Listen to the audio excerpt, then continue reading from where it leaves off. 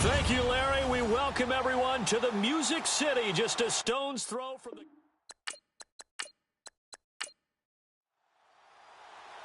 The kickoff unit is out on the field, and they will send this one away.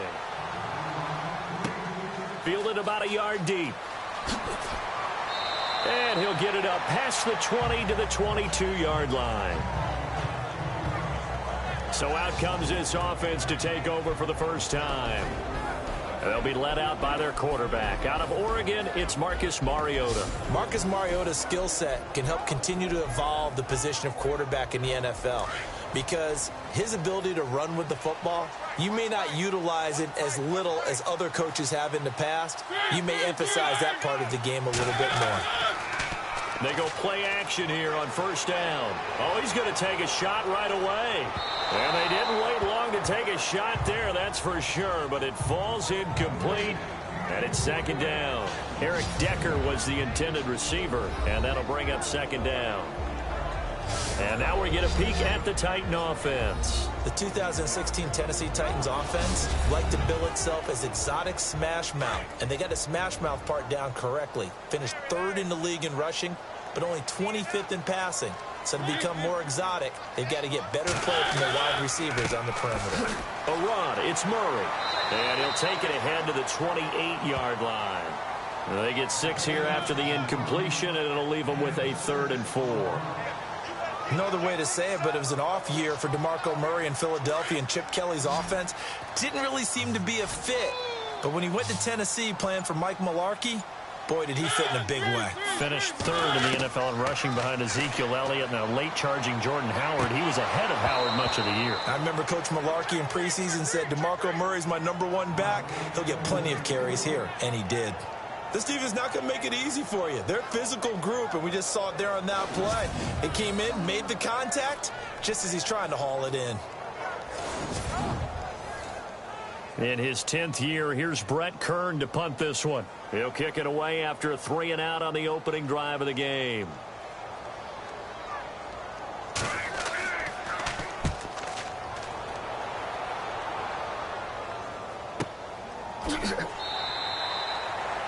A big kick that time, 52 yards. And the Raiders will take possession. So here comes the Raider offense now onto the field. They'll be led out by their quarterback out of Fresno State. It's the Pro Bowler, Derek Carr. And I remember when he was a prospect coming out of college and people were wondering about different parts of his game. What all came together nicely in 2016. Had the Raiders at 11-3, had them thinking Super Bowl before an injury finished his season. They're counting on him to take them to new heights. And his first pass is incomplete. Cordero Patterson, the one he was hoping to get it to. And now it's second down. And Mr. Cooper Amari, a headliner in this offensive unit. Brandon, it's rare that you get guys so polished coming out of college. But Amari Cooper has carried himself like a pro probably since he was 6 years old. He is a terrific talent.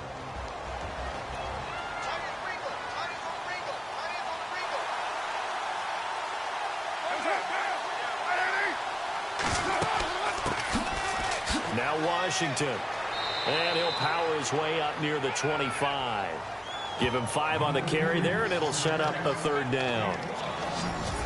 The starting defense for the Titans. The Tennessee Titans defense lived up to the mantra that every defensive coordinator preaches, and that's stop the run first. They finished 2nd against the run. Unfortunately, they finished 30th against the pass, which led to a 20th overall ranking in defense. In order for them to continue to ascend, they've got to shore up the back end in the secondary and get a better pass rush. To throw, it's Carr. They set up the screen to Lynch. And he will lose yardage here back at the 23-yard line. It'll be a loss of 1, and that's going to make it 4th down. Well, you can see what they wanted to do. They wanted to set up the screen there, but it got blown up. It's hard to run that play if you're not getting a lot of pressure at the quarterback because the space doesn't open up. They were able to read that one and slow it down and stop it before they could get a first down. And no return possible here as they angle this one out of bounds. So the Titans get ready to take possession. Franchise which has missed the playoffs 8 straight years here in Nashville. But the arrow, I think it's pointing up. 9 wins last year, 5 of them against playoff teams, which was the most in the NFL. I think the 9 wins was a surprise, but when you mentioned 5 against NFL playoff teams in 2016, that really tells you what got accomplished in Tennessee last year. They want to be a tough football team. They want to be a ground-based team on offense. They had to get better on defense. They did that in the offseason through some free agency. And then in the draft, they tried to help out their young quarterback, Marcus Mariota. Gave him Corey Davis, a wide receiver, in the first round. Gave him Taywan Taylor, a wide receiver, in the 3rd round. And then on defense, Adoree Jackson, a cornerback who might play a little bit of offense for the Titans as well. They expect to make a huge run to try and wrest the AFC South crown away from Houston.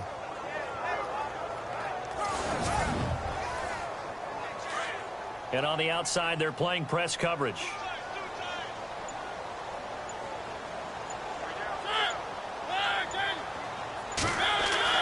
Now a 2nd down throw for Mariota. Finding a safety valve here. That's complete. And they'll take him down at the 31-yard line. It's a gain of 9 yards. And that'll make it 3rd down. Everyone's got to be able to catch the football. Doesn't matter what position you play, but if you're on offense, be aware a ball may come your way.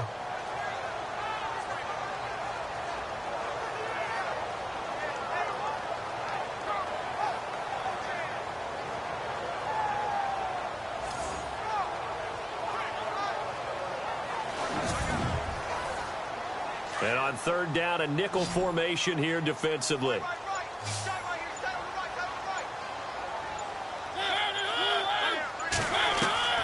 Working out of the gun, Mariota, and able to find Decker. He gets 7 out of it, and he also gets a first. I think defensively you're okay with that. You're in the first quarter. He's going to get some catches, but they rallied to him quickly. And that's what you count on, and I like what you just said. First quarter, can you do it all game long? They catch it, you tackle them, they go down on the spot. Because when you're able to do that and you don't give up big chunks of yardage after the catch, now you put the offense in a position where every series they have to work hard to pick up first downs, and you tend to stall them out when you do that. Oh, he's got a little daylight. Touchdown, Titans. Derrick Henry, 62 yards. And the Titans have taken a first-quarter lead. And on that long run, maybe the defense caught napping a little bit. The concentration level may not have been there. I agree with you on that one, because those types of plays, when they result like that, they're almost like big bolts of lightning, aren't they? Whoosh, and off he goes. Time for our first check of the NFL scoreboard. And the Bengals out to the early advantage.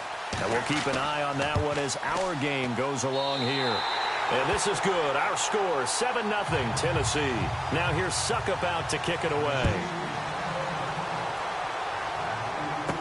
The new Raider, Cordero Patterson, to return it. And he'll take it past the 25 and up to the 28-yard line. For these Raiders, as they head out on offense, the arrow, I think you'd agree, certainly pointing straight up this season, coming off their first playoff appearance since way back in Super Bowl 37. And just think about how they've improved since the time they did draft Derek Carr to be their quarterback. They've gone from 3-13 to 7-9 to 12-4. But it wasn't just Derek Carr. Beefed up the offensive line, added some receivers, and got better and better on defense. Khalil Mack, hard to block in the NFL. And it pops free. The collision there jarred the ball loose and brings up 2nd down. That's very well timed there defensively, because it's not a bad throw, but the collision came at the exact time he was reaching to bring in the football. Really, really well done. Decent offense, just better defense. I think you're right. On 2nd down, Washington. And not much. Maybe a yard up to the 29. Well, that's a good start to this drive on the defensive side of the ball. Forcing completion on 1st down. Then you're able to shut down the running play on 2nd. Yeah, I wouldn't be surprised now. A little bit of pressure going at the quarterback in the expected passing situation.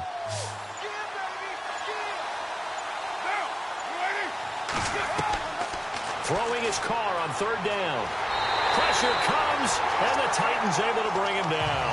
Derek Morgan coming in to drop him for a loss of 8, and it'll be 4th down. That's something you see a whole lot of, a sack of Derek Carr, and due in large part to a good O-line. Carr was sacked on less than 3% of his dropbacks last year, lowest in the league. Oakland knew it was important to take care of their quarterback. They picked up Donald Penn, Kelechi Osemele, and Rodney Hudson in recent years, and it's paid off.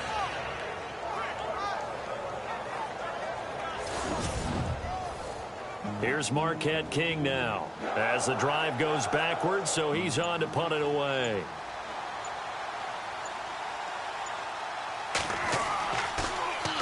He gets this one away, and boy, it's another boomer.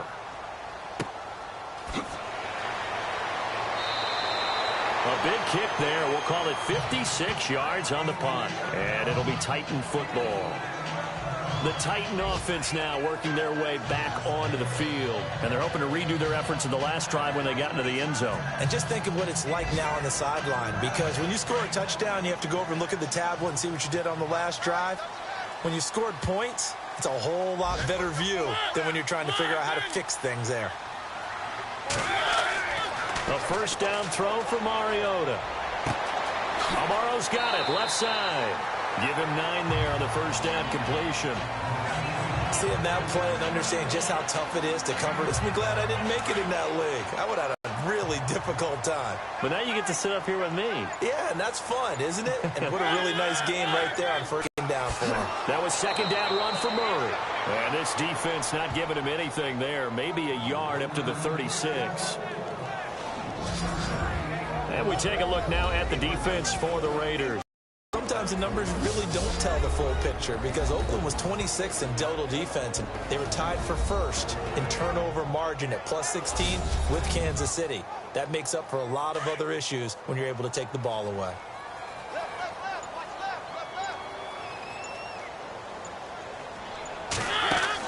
They'll run here. It's Murray. And he's got the first down yardage before he's brought down at the 42. 7 yards there, good enough to move the sticks. Brandon, what were they thinking on defense there? They looked like they were playing for the pass. That was 3rd and short. Yeah, it was an easy pickup because they handed it to him. That was way too easy. Just looked like absolute confusion defensively. Not sure why they were in that set. Yeah, I'd say you ought to have a few men in the box there.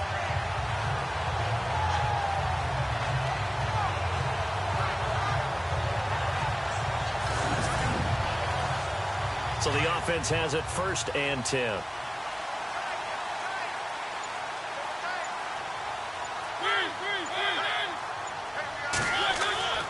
Mariota hands to Henry. And he's going to bull his way forward to the 48. It's a 6-yard gain on the ground, and that'll make it 2nd and 4. Let's talk a little football 101 here, because one of the keys to advancing the ball downfield, success on first down. Huge difference, as we know, between 2nd and 4 and 2nd and 8 and 9. And he'll get it down here to the 43. It goes as a gain of 8, and it moves the chains. Tremendous blocking by the interior of the offensive line. They didn't just gash him there. They blasted a gaping hole for him to gallop through. I think if he comes back to the huddle, he better be giving them a whole lot of credit and thanking them for that much space to rumble.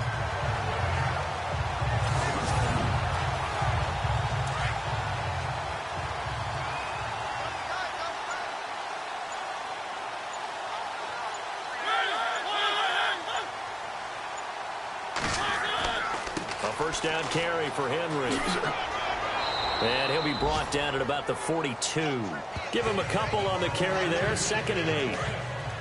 Well, he was looking for some running room, and there wasn't a whole lot of it there on that play. I think he was lucky to get a couple of yards out of it. So those defenders, they were rallying to the football pretty quickly. Here's Mariota. Rashard Matthews here on the catch. And he is out of bounds inside the 30. The Tennessee first down. That one Mariota to Matthews. I know many people like to throw to the tight end, maybe in a little flexed out position because he creates mismatches with his size.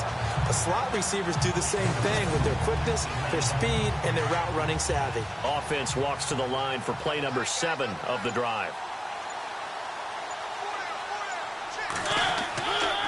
Mariota gives to Henry, and he'll get about 4 as he's brought down at the 24. Tough running there. That's a hard-earned 4 yards. Yeah, those are the unsung kind of runs. They don't fill up the stat sheet, but they do set you up in good position on second down. Looking to jam the receivers at the line here. Press coverage look defensively.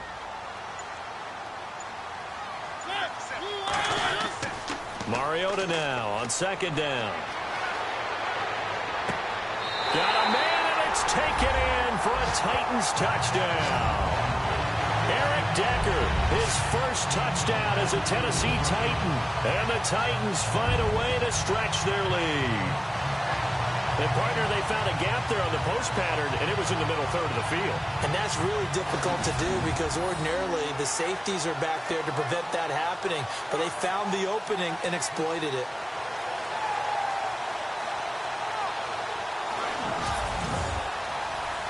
Suckup for the extra point.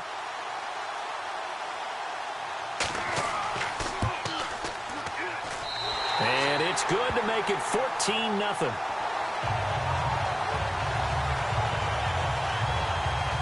So a nice drive put together there. They go 75 yards in 9 plays. And the result in the end, a Titans touchdown.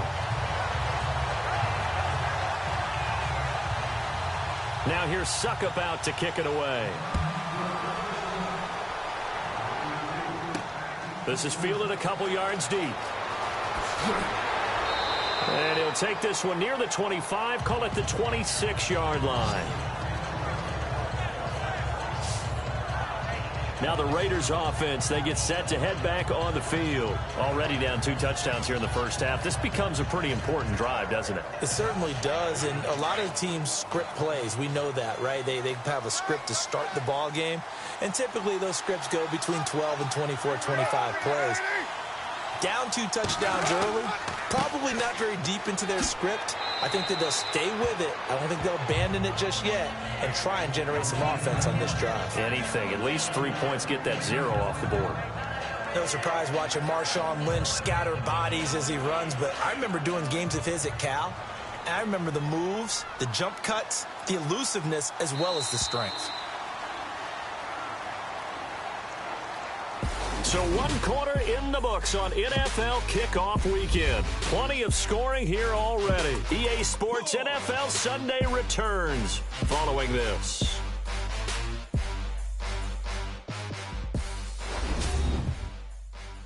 The NFL on EA Sports is fueled by Gatorade, the sports fuel company. Ready to go now in the second quarter. Brandon Gaudin, Charles Davis. It's the Raiders in possession of the football. They're looking at a second and short yardage to start things out.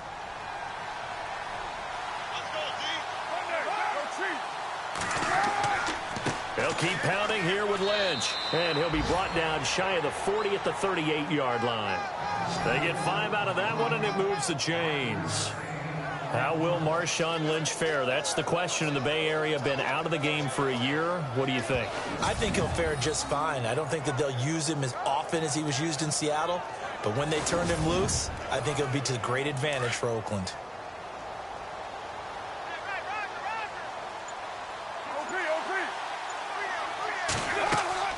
Now a play fake here on first down. He couldn't quite hold it. Got hit. Ball pops out, incomplete. Let's face it, if you want to get back into the game, these are the kind of throws you got to hit. He's wide open right there.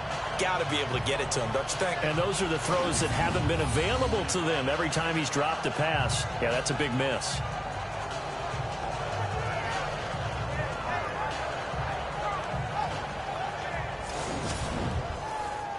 So the incomplete pass brings up second down.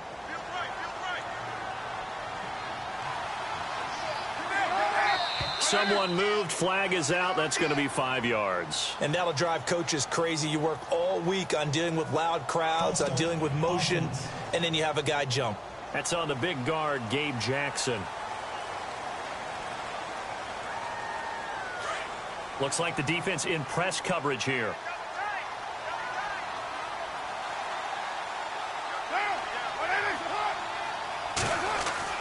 Carr to throw on second down. It's caught by Clive Walford. 11 yards on the pickup, and they're going to have a third down. They gave up the completion there, but this is what zone defenses count on. Catching the ball and not much run after the catch.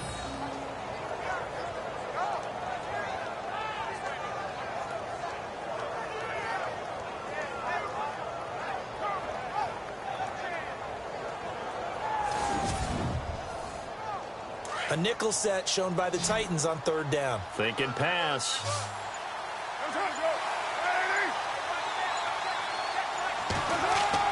Throwing now is Carr. A bullet throw, but incomplete. I tell you, Brandon, this defense is playing with some confidence. Haven't allowed a point yet. Flying to the football. I'm telling you, it's almost 11 to the ball on every snap. Another nice job there to force an incompletion. Here's Marquette King now as he's on to punt for Oakland.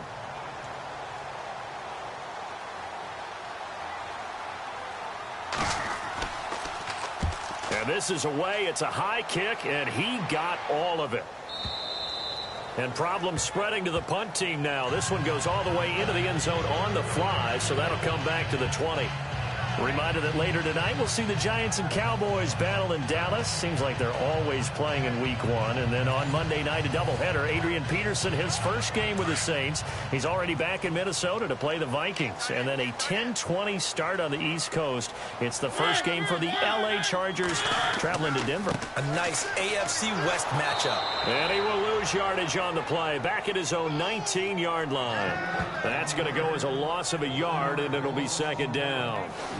Khalil Mack's starting to get a really big-time reputation as a pass rusher, and rightly so. So explosive off the edge, getting to the quarterback. But he doesn't neglect his run duties as well. How about that tackle right there? Such a package he has, able to play the run and the pass so well.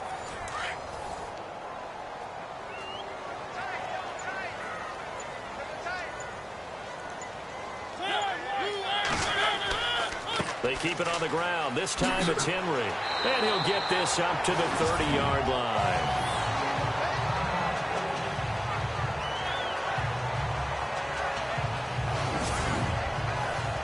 First down and 10 now for the offensive group.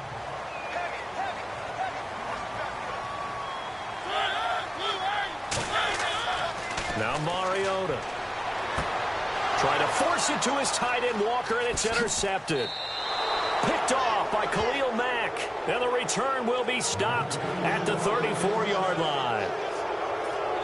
And that's a great example of ball skills right there, partner. You and I do a lot of games, and I can't tell you how many guys look to run with the football before they've intercepted it. So that's a nice job of focusing on the task at hand and coming away with the interception.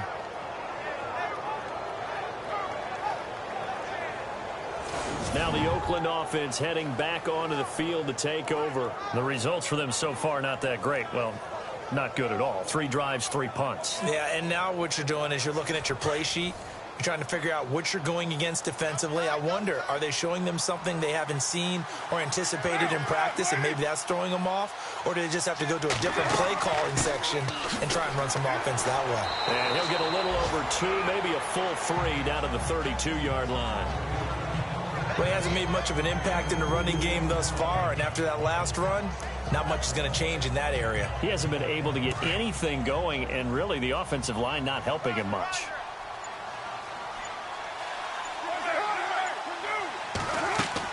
They'll run it now out of the gun, and he will lose yardage back to the 34-yard line.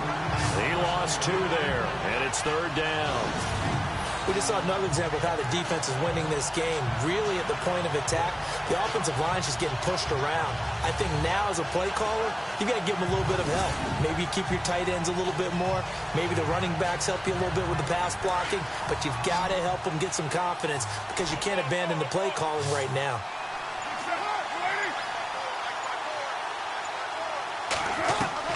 To throw on third down, Carr. He finds Crabtree for the completion. And a big hit there as he runs into a brick wall. Carr to Crabtree, good for a Raider first down. And he had a good amount of time to throw there, and at his level, he's going to pick you apart if you give him that time. You have to increase your urgency. Whether you're blitzing, bringing extra pressure, or just your normal amount at him, you got to get home, because if you don't, He picks up a first down just about every time, as he did there. A 1-yard gain can look like a disaster, but it all depends on how the game is going. Is it a series of 1-yard gains running the ball? If that's the case, you might have to start thinking about throwing it a little bit more. But if it's just the occasional 1-yard run, hey, congratulations to the defense. They won that one. Come back and get them the next time. That one goes for 16 yards. It sets them up 1st and goal. They'll run with Lynch, and he's not even able to get back to the line of scrimmage. Now there's also a flag down, and it's in the area of holding. Holding, offense.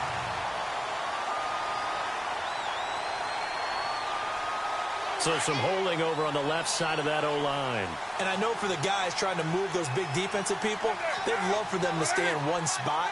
But they move around so quick and so fast that sometimes you just have to grab them. And he stopped immediately there. They'll say no gain on the play, and it'll be 2nd and goal. And while there was no gain on that run, we do know coaches whose identity is rooted in taking it almost to the limit and then changing things up on you down the stretch. I think we're getting really close to that point in time, though, where the identity may have to go out the window, and they've got to go a little bit faster in order to try and win the game. False start, offense. And that'll set them back 5.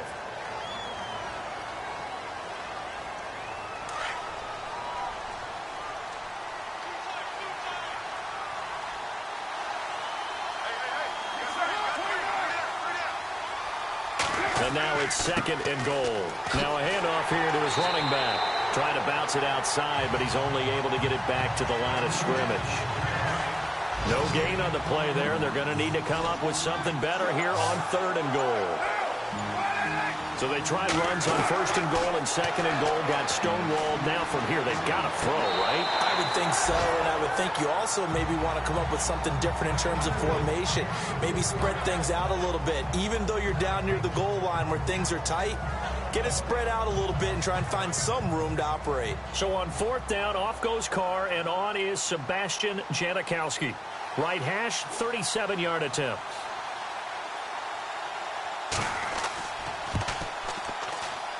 And the 39-year-old veteran puts it right through. Elsewhere, 2nd quarter in D.C. Now, you saw the score at the bottom of your screen a moment ago. We got a good one going on there. I have a feeling that one's going to stay tight throughout. We'll continue to monitor. Set now to kick this one away, and off it goes. This will be taken to the back of the end zone. And no thought to bring this one out. He'll just go down to a knee, and he'll take over at the 25. Now here's the signal caller getting ready to lead this offense again. And he comes out on the heels of an interception he threw last time they had the ball. Yeah, and you know, the quarterbacks that I know that are the best ones, the ones that really know how to lead their team, they tell them, that's on me. That's my bad. But let's go back out there and move ahead again, guys. We can get this done. One good thing for him, it did only lead to 3 points and not a touchdown after that turnover. Big thanks to the defense. Give him 5 on the carry there, and it'll be 2nd down.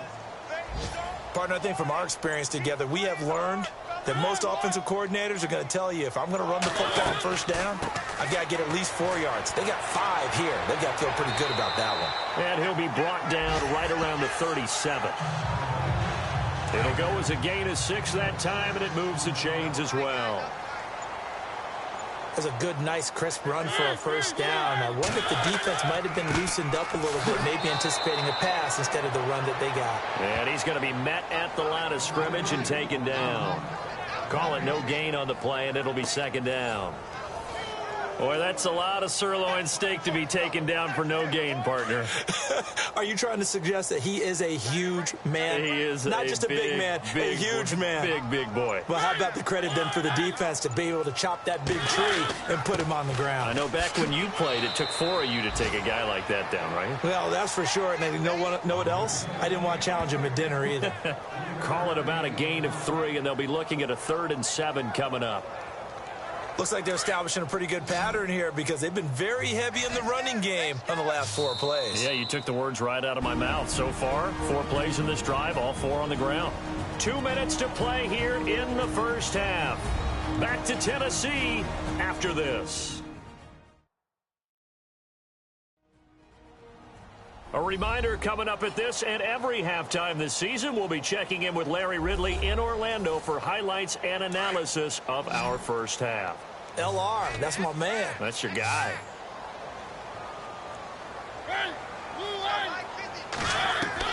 On third down, Mariota. And Walker has it. And he has the first down yardage before they bring him down right at the 45.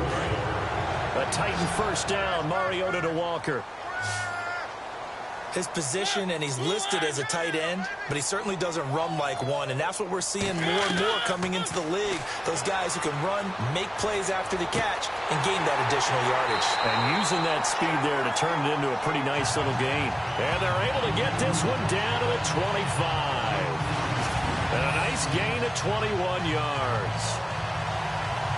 And he's the epitome of what we call the move tight end, a guy that you can line up anywhere, in the slot, out wide, in tight. Doesn't really matter because he has such great skills. You want to utilize him in all aspects of your passing offense. And there he was in the slot for the catch. On 1st and 10, here's Mariota. Got a man. It's the first NFL catch for Corey Davis. And he'll take it down here just shy of the 15 at the 16-yard line. Give him 9 there on the first down completion. Now before this second down play, we'll get whistles and a timeout, as they'll stop it with just over a minute to go before halftime. The second quarter score from Cincinnati.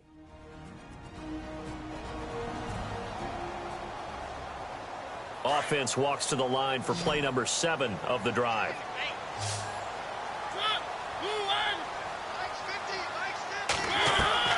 Mariota again. And Walker with it over the middle. Now Tennessee going to use the second of their timeouts, as the stoppage will come with a little under a minute to go in this first half.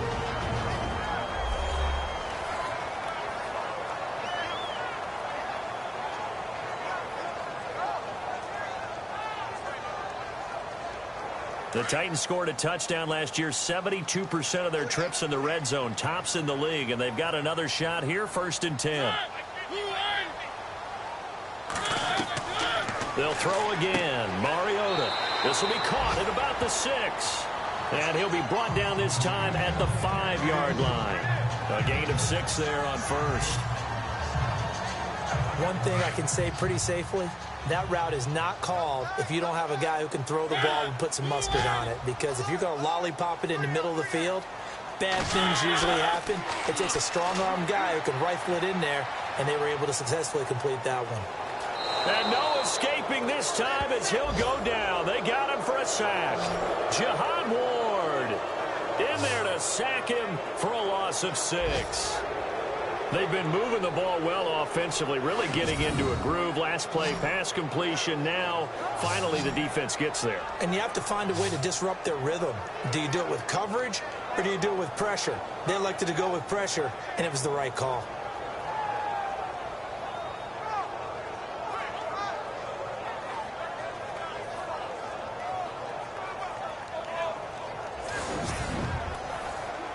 Mariota will need a big play after the sack as the Titans come up 3rd and long.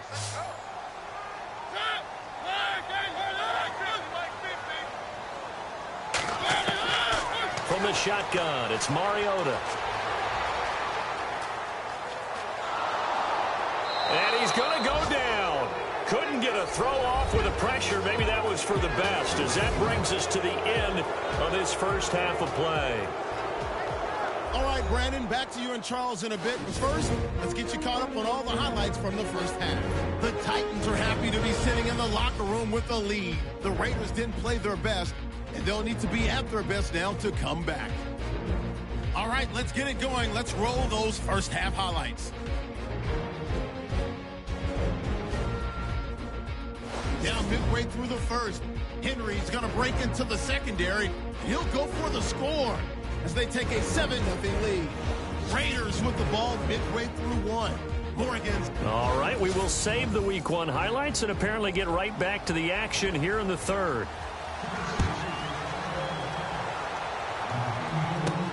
On the return, here's the dangerous Cordero Patterson. And not a bad return here. He gets it out to the 25-yard line.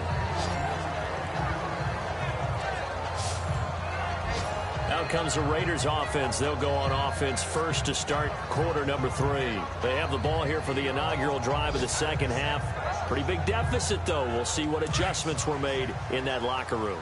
And I never want to make something more important than it actually is, right? I don't want to create more hype than what is there. But this is I'm doing it, though. This is a really important drive. And we often talk about teams scripting plays to start a game. A lot of them script to start the second half, too. And they're scripting something that they expect to get them into the end zone and back into this game. We'll see if that script is a good one for them. So right now what I'm seeing an offense just firing off the ball a lot quicker than they can react. And not only that, they're sustaining the blocks, too. I'm seeing guys get 6-7 yards downfield before there's even a hint of contact.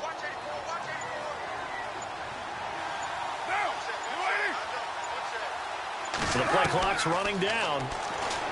Now Carr into heavy traffic, and it's intercepted.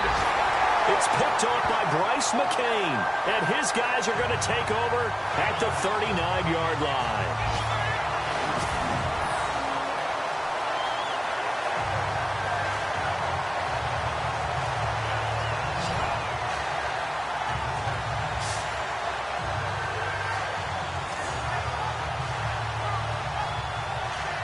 Now we take a glance at the offense as they work their way back out for their first possession of the second half. And they'll start this drive with very good field position.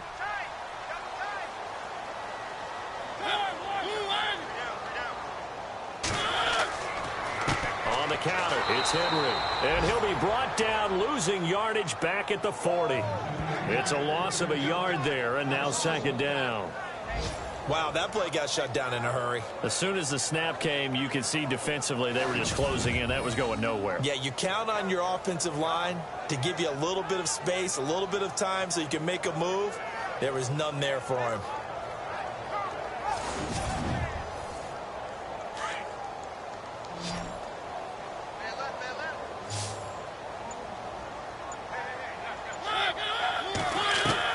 Second down, Mariota. They find some open field here. And he slides to avoid the hit. It's a 9-yard pickup on the play. And just like that, it's third down.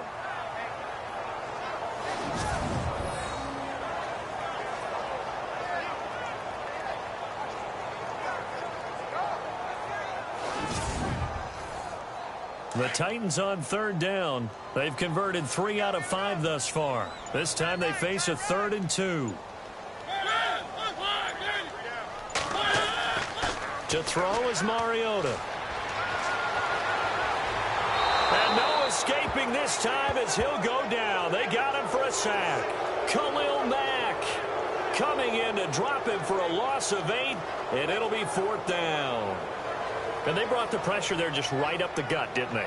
Yeah, they certainly did. And, you know, when you've got so many different responsibilities as an offensive line, you got to deal with the nose tackle, the 2 defensive tackles or ends, and then sometimes you just can't account for everyone. The linebacker slipped free.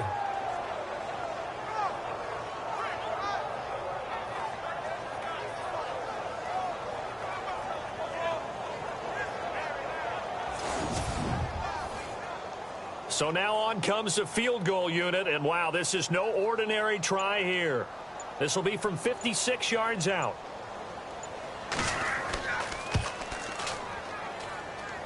And he's going to miss this one. That is no good. Well outside the left upright, and this score will stay right where it is. So an empty possession there. What do you think went wrong, Charles? Well, it looked like maybe the plant leg might have given way just a little. And when that happens, guys have a tendency to pull through the ball to compensate. And in doing so, sent this one off target.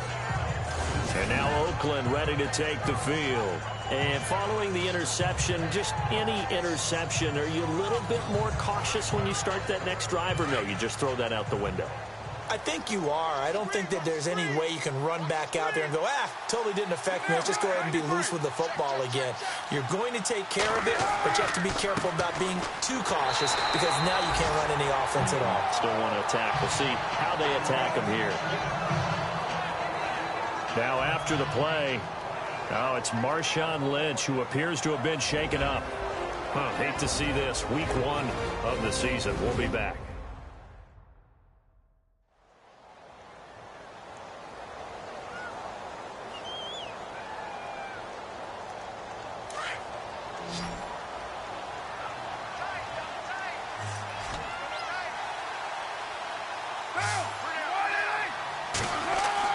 Now Carr throwing on second down. And he's got a man. It's the former Titan, Jared Cook. And taking it across midfield and just shy of the 40. A Raiders first down. Carr hooking up with Cook. The completion was given up, but that's why you play zone defense, so that you can have people around the ball when it's caught, and you don't give up much run after the catch.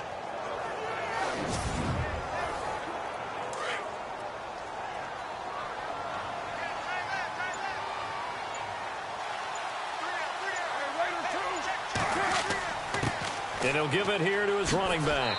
And he is met at the line of scrimmage, and he goes down right there. Officially no gain on the play, and it's second down. No gain on that run, and while the team is down, there's still time to come back and win the football game. If I'm the offensive coordinator, though, I've got to think about moving at a faster pace and maybe opening things up a little bit and throwing it a little bit more. On second down, here's Carr. And complete right side to Cook. And he'll get it down on the play to the 37. 4 yards on the completion, and it sets up a third down. Well, the strategy was evident there. Get it to your tight end and make it a one-on-one play with a cornerback. Who's usually going to win that one? The tight end, but not there. Not in this situation. How about the corner defeating that logic and making a really nice tackle? Here's Carr to throw. Cooper's got it. A Raider first down as Carr finds Cooper.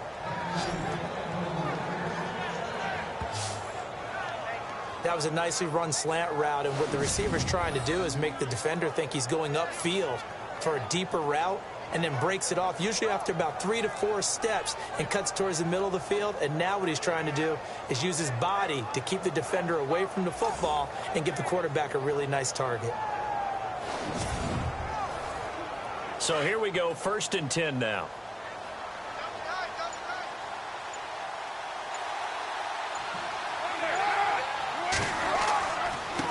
And a give this time to the tailback. They'll be brought down at the 21 after a pickup of 4. Well, if the coaching staff's doing a good job upstairs, they'll file away what they just saw from the defense right there. They sold out to stop that running play. I'd say keep that in mind. They want to try that again. Go play action, hit them over the top. Running it, Washington. They'll get it inside the red zone, but only for a couple down to the 19. So many times we look at a short run and we praise the offense for trying to set the tempo and establish things, but the defensive guys, hey, they just won the battle there. It wasn't a big run given up. They don't always have to absorb the body blows. Sometimes they dish them out themselves. From the gun now on third down, Carr. This will be caught just inside the 10. And he's got the first down as he gets it to the 8. They're able to convert on third down, and that sets up a 1st and goal. Well, this is how you shape the thoughts of that interception on the last drive. You come out and start this one 4 for 4. And watching him throw it around with that type of confidence reminds me of a guy I played with way back when who told me, I don't care if I throw 10 interceptions in a row. I'm going to stay confident, keep flinging it. I just figured there's something wrong with the football. Now a handoff here to his running back. And he fights his way into the end zone for a Raider touchdown.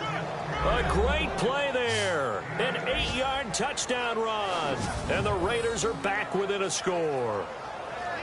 In as many coaches' meetings as we sit in, we hear the word finish all the time, don't we? And on that play, the back actually finished getting into the end zone, breaking the last tackle.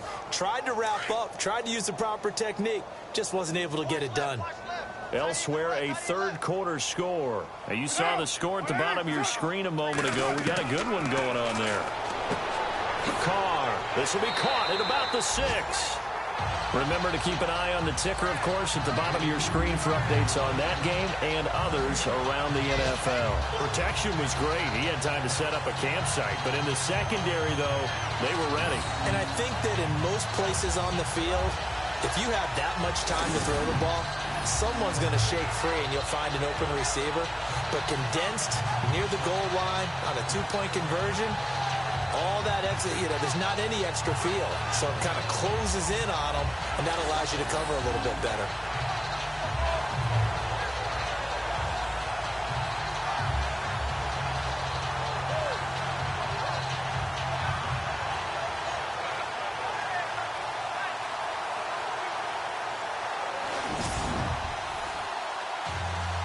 Out is the kickoff unit as they run up and send this one away.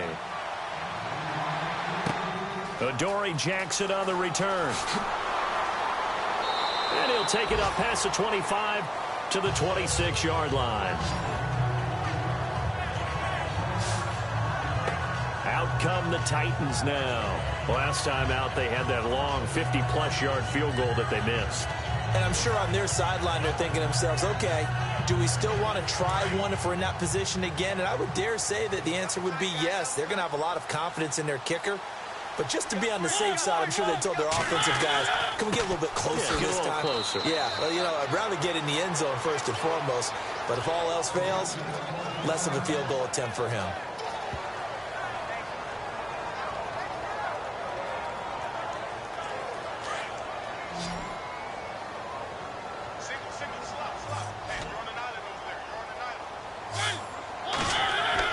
Now a second down throw for Mariota. Over the middle, complete. That's Walker. 4 yards on the completion, and it sets up a third down. Not a big window to throw. Coverage wasn't too bad there. Yeah, they had him under wraps pretty well, but somehow able to muscle his way open and catch the ball.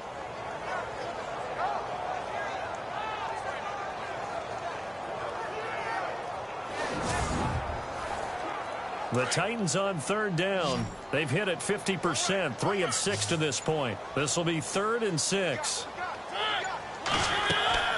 Throwing, Mariota. Going with a screen for Murray. And he will have first down yardage as he's brought down at the 41. Personal foul, roughing the passer, defense. They stopped him shy of the marker, thought they were bringing up 4th down, and then that penalty. Let's face it, they thought they had bent but could absorb that, right? Instead, they broke as a result of their own penalty.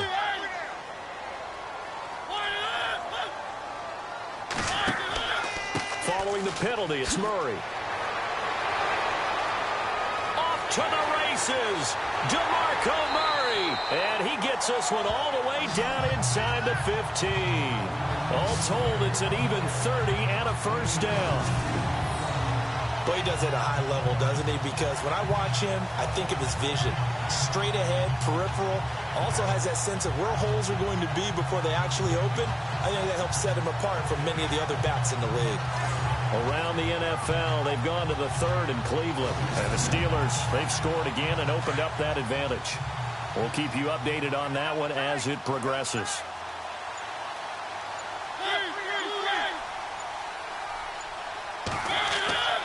Derrick Henry, and he'll get about 3 just outside the 10, stopped at the 11. Let's give a lot of credit to the offensive line. They've been able to move the ball really well on the ground the entire game, and while that wasn't a huge one, that's okay. They'll take them in short, steady bursts.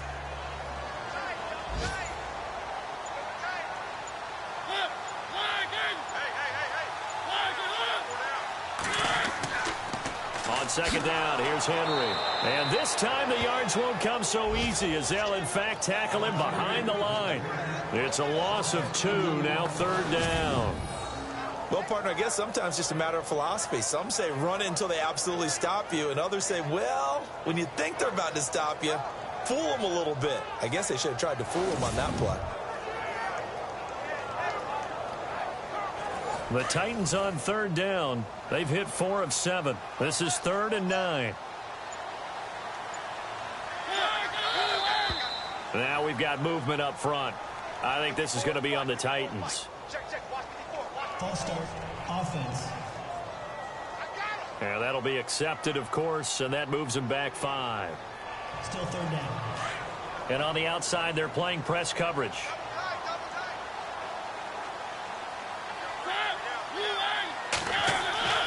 Third and long here for Mariota.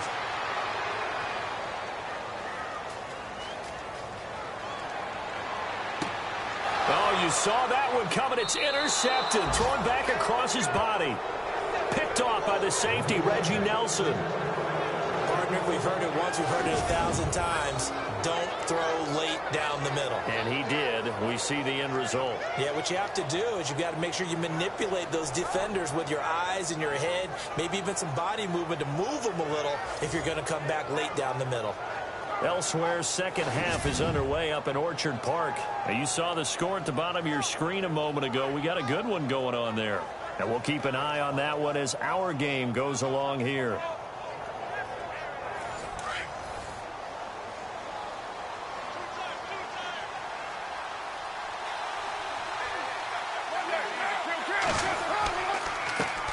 And he'll give it here to his running back. And nothing doing. He's immediately taken down at the line of scrimmage. No gain on the play. It'll be second down. And as a defensive end, getting off the ball quickly, swarming to the football, making a tackle, that's what we saw right there. Yeah, and that's what their job is. And really, a lot of the time, they have to throttle back a little bit in the run game because you know those defensive ends, they're like in a sprinter stance. They're just headed straight for the quarterback. That was good recognition on that play to hold him to no gain. No, he almost had it. Already with one interception, just missing his second there. They have not gotten him going at all. Tried to spark something there with a longer throw, unable to complete it. But you have to keep trying. He's one of their best playmakers. No matter what it says on the scoreboard, you're always trying to get him the football. Throwing his car on third down. He's going to flip one out here to his running back.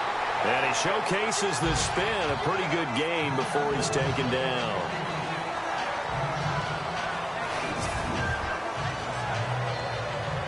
And that is going to do it for this third quarter of action. We'll return with more after this break. You're watching the NFL on EA Sports. Back now in Nashville. It's Raider football here, but they're on the short side of the scoreboard right now as we begin the fourth. Here's Marquette King now. He's been terrific so far.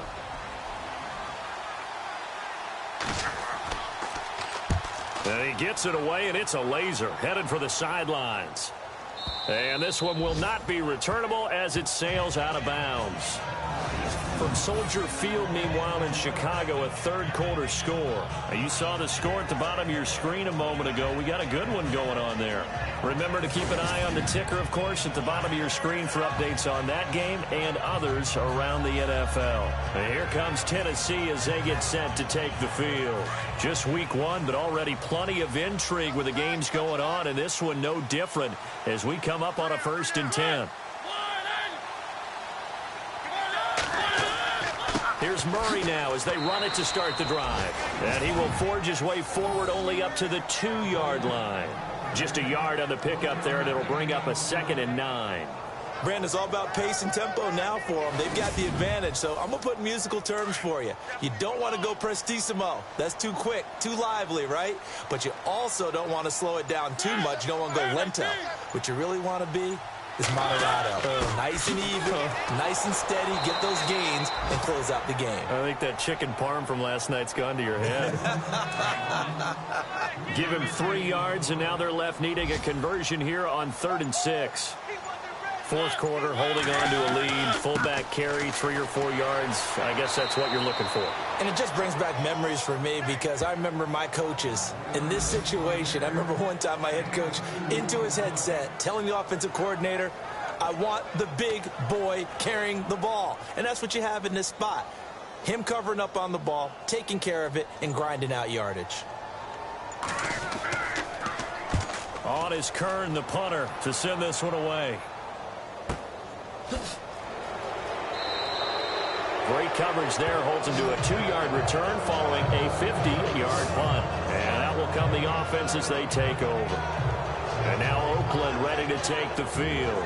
These guys had to punt their last possession, and that's become too familiar of a refrain. Too many of these drives just wound up going nowhere. But you know how in baseball, when the pitcher gets a base hit and he's on base, they bring his jacket out to him to keep him warm?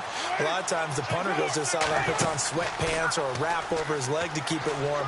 He might need a massage from the trainer right now from all the work he's getting. Over the middle, Amari Cooper, it's complete. A really good pickup of 28 yards. And at this stage, down in the second half, looks like they just wanted to find a way to get it in the hands of their playmaker, and they did. I think you're exactly right. I don't think the coordinator's looking at his play sheet and trying to figure out which play will work well. He's trying to figure out how to get the ball to the playmaker that you just described. Looking down at that sheet, you find people plays, not necessarily X's and O's, and that's exactly what they did there.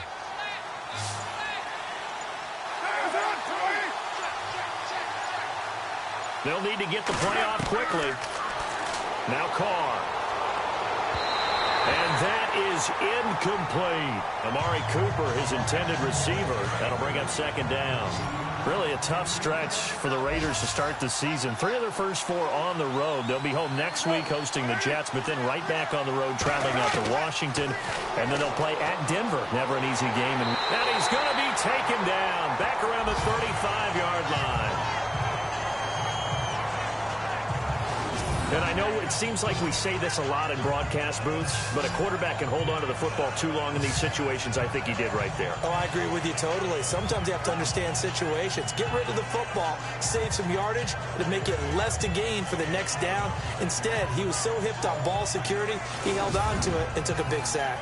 Carr and the Raiders following the sack, looking up at a 3rd and long.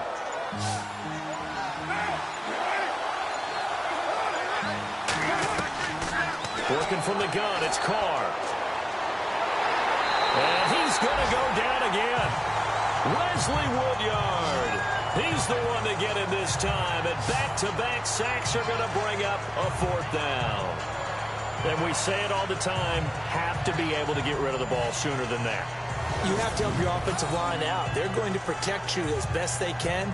And if you're getting 3 to 5 seconds to throw the ball, they're doing a really nice job. But when you hold it and give up a sack, you're really almost discrediting their work.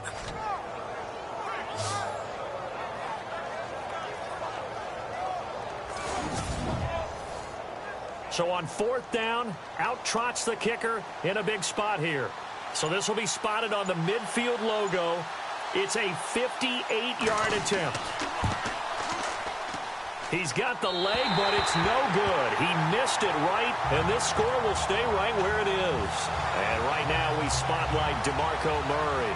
And the numbers show the improvement, and this is kind of what we thought we would expect to see from him. I know we overanalyze these things sometimes, but what switch? Let's flip that switch. Sometimes I think when you're as great as he is, you just kind of roll out each game and expect good things to happen. And that's not always the case. Those guys on the other side of the ball, they're in the NFL too for a reason. So maybe at halftime he gets a chance to regroup, kind of get it back together, get a little extra resolve, and now he's putting it into practice.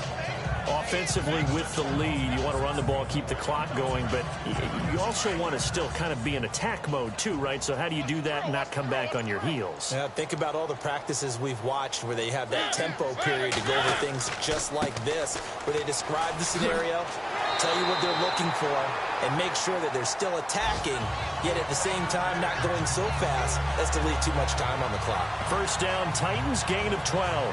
Do my eyes deceive me, or is he getting stronger as this game moves along? Burst seems just as good here in the 4th as it was way back in the 1st, doesn't it? I do believe someone put a lot of time in the offseason and continues to condition during the season in order to continue to carry the ball at this rate. And he stopped immediately there. No gain on the play there, 2nd down. The 4th quarter here, they've got the lead. They want to keep it on the ground. That's what they're doing. Smart football. Keep the clock grinding. Keep it going. But you got to figure now, they're going to see more people stacked up at the line of scrimmage as they try and bleed it out. They'll try to throw now. Mariota. And down he goes. Brought down a Raiders sack. Khalil Mack from his outside linebacker spot, forcing the sack for a loss of 8. The amount of sacks that they've absorbed in this game is absolutely extraordinary. Let's just face it. This offensive line, flat out, cannot handle this pass rush. It's been demonstrated time and time again. On the NFL scoreboard, 4th quarter now at Soldier Field. And you saw the score at the bottom of your screen a moment ago. We got a good one going on there. A win would be their 2nd on the young season. Mariota will need a big play after the sack as the Titans come up 3rd and long. Working out of the gun, Mariota. Under pressure again, and down he goes again. Jaden Smith in there to drop him, and back-to-back sacks now bring up 4th and long.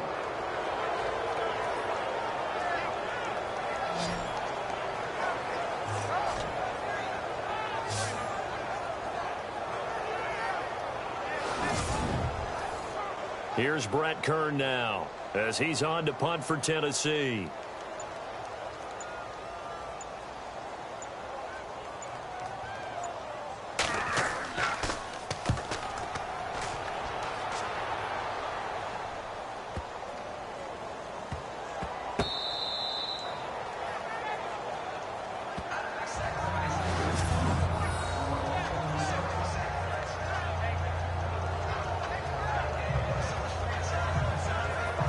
The Raiders offense now, they trot back out, and they've got to be a little bit frustrated about that last drive, missed field goal. Always hurts a team because, you know, you've put something out there, you've given yourself a chance, you're in range, and the ball doesn't go through the post. But it's not something to panic about, I don't believe. Just keep playing and keep going. Going to give this time to the tailback. Able to bust through the tackle, but not much to show for it. Still inside the 5. 3 yards on the pickup there, and it'll be 2nd down. I once had a defensive player in the NFL tell me, if I beat and dominate the guy across from me, I'm helping my team. Well, winning one-on-one battles is always a part of the game, but when you have good team defense, as we just saw there, one broken tackle, but he didn't get away because the rest of the guys arrived to put him on the ground. And he'll take this forward only up to about the 7. 3 yards is half of what they needed. Now can they get the other 3 here on 3rd down? And that was a good collision right there. And I know this as a former defender. If you're playing linebacker, you're going through a checklist on every play on who you think's going to get the ball, where you think the ball's going to go. Rarely do you expect the fullback position to get it. And on that play you did. So you got to steel yourself at that point because the contact is going to be strong. Well, the fans should be applauding this defense right now. It's an excellent job. They force a 3 and out, and they should be able to set up their guys with great field position, probably near midfield or better.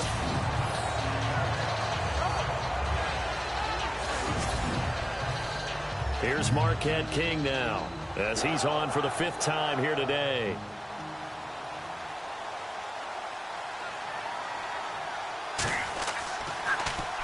And he gets this away, and look at this. This is a good one. Here's Jackson. They'll call that a 61-yard punt. He got all of that one. And possession will switch hands, 1st and 10. And here comes Tennessee as they get set to take the field. And a tight game after punting last time. See if they can get something going on this drive. As they head to the field now, with the game this close, you've got to feel there's a sense of urgency for them going on offense right now. But they have to do it without letting panic creep in and affect their play. And complete to the tight end Walker, right side. And he finally goes down, but not before reaching the 21. A big play that time for the Titans. 41 yards. As we continue to advance in the NFL, as people continue to scout players, they really don't care as much about body types as they care about those guys who can make people miss, run through tackles, and gain all that additional run after catch. Anybody who has that ability, they want them on their team. Time for a break. We'll come back, see what transpires after this.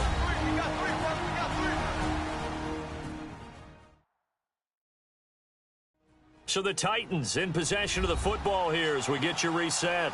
They've got a 1st and 10 as they look to try and finish this one off. Offense comes to the line now, 1st and 10.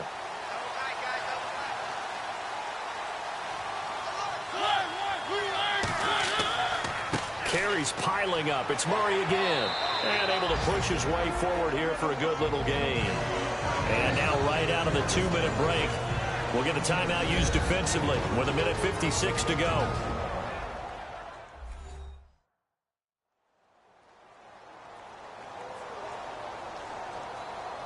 The defense, they got a little bit of a breather.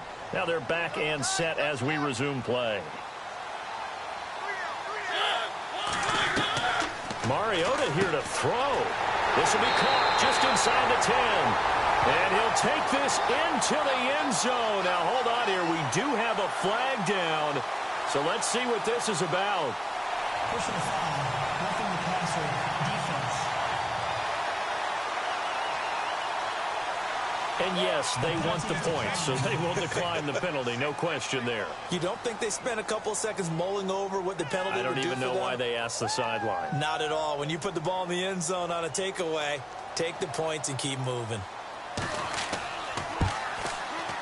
And this one gives his guys a 12-point lead.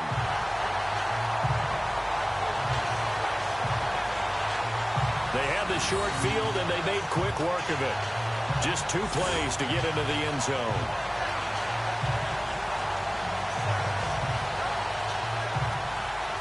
Now here's Suckup out to kick it away. This is taken at the 3. And a good effort on the return there. Gets him across the 30 to the 33-yard line. And now here come the Raiders. And on the last go-around, they really couldn't get anything going. They had to punt from deep inside their own territory, which means you're going to lose the field position battle as a general rule. What they're looking for now is a little more consistency, move the ball at least a few times on offense, get a couple of first downs, and hopefully flip the field. Yeah, just something to build off of. That's what they're looking for. And the Titan defense steps up here, and down he goes.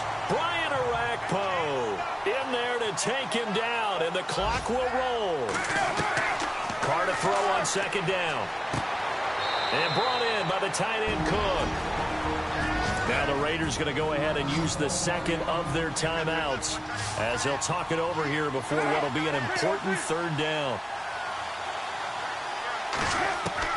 From the gun on third down, Carr. And he finds Cook. And he's taken down at the 43, but not before picking up the first. They've got another first down. The Raider passing game clicking on all cylinders right now. Throwing now is Carr. Crabtree with it over the middle. Give him 9 there on the first down completion. Carr signaling to his guys, let's go here. Carr to throw again. So he loses 3 yards there. Now third down. They'll get to the line here, but remember, it's also third down.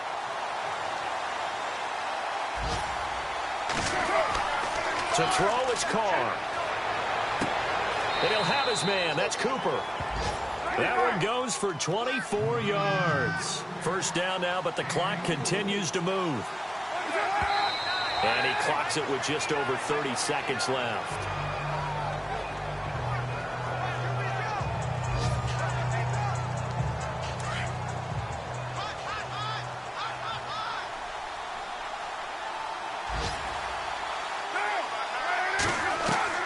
Looking to throw on second down. Carr. And a big turnover there as his guys will get the football back. Obviously disappointing, but you had to go for broke here, down 2 scores. So that forced you to make some throws you definitely wouldn't want to make. And I think this interception is going to pretty much write an end to this one.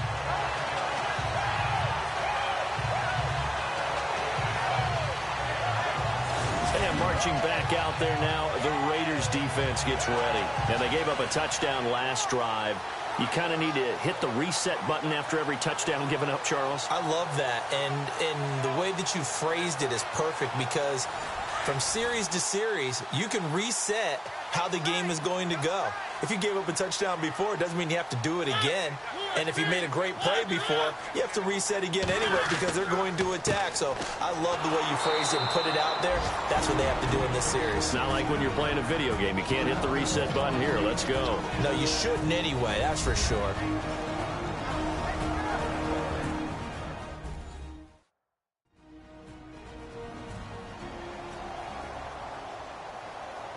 And the offense will be looking to get at least some of this yardage back here. It's 2nd and 12.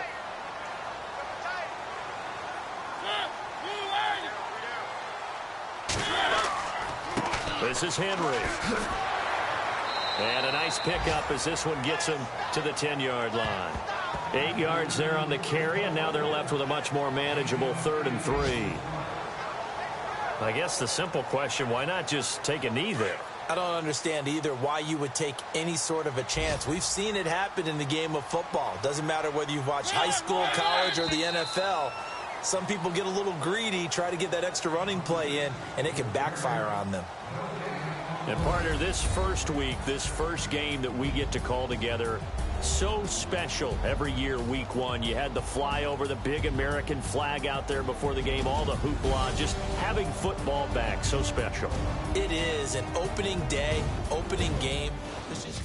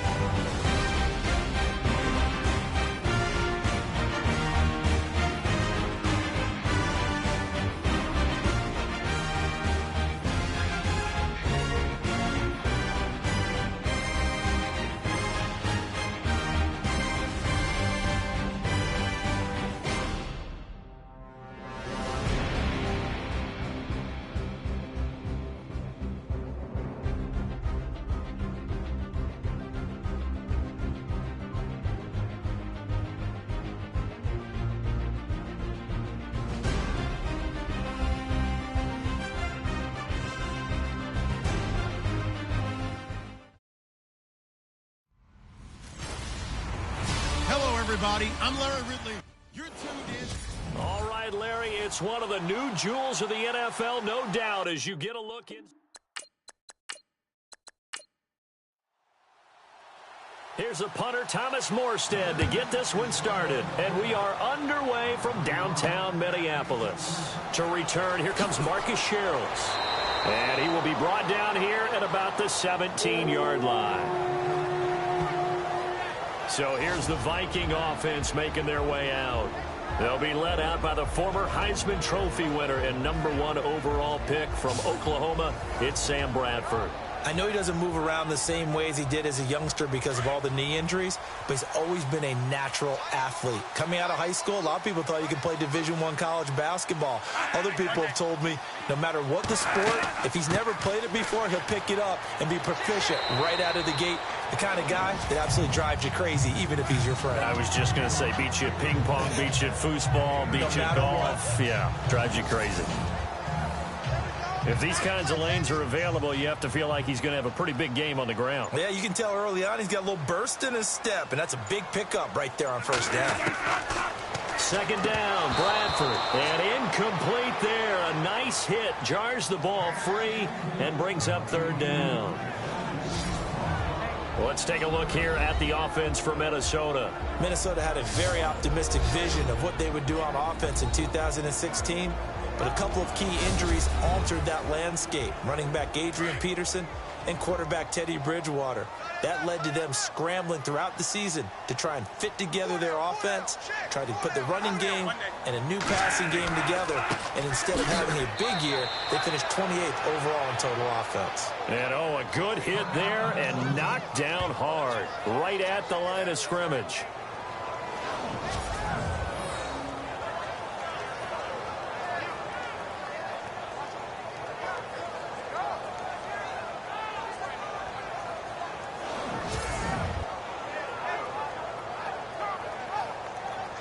Ryan Quigley, fifth-year man from Boston College, in to punt it away. Back deep for the Saints is Ted Ginn.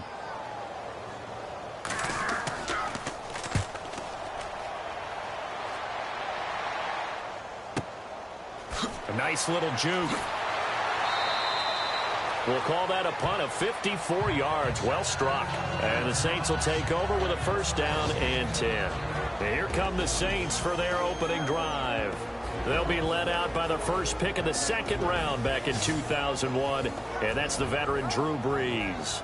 His numbers sometimes are just absolutely staggering because last year threw for the fourth highest total in NFL history, 5,208 yards. Okay, now if you look in the record books, here's the number that he occupies in single-season passing. Second, fourth, fifth, sixth, eighth, and 11th best single seasons in NFL history. That's crazy. Yeah, you said staggering when you started talking, and I'm going to finish it with staggering. What a career it's been, and it continues for Mr. Brees. And the Buffet boys, the O-line, hopefully they're ready today. Listen, you got to feed them first. But if you do, you usually get a great product out on the field, and when they play well, the quarterback can't wait to feed them afterwards. Well, this is a catch by Ted Ginn. And they get him down, but not before he takes it across the 40-yard line. Brees to another long-time vet, Ginn, for the New Orleans first.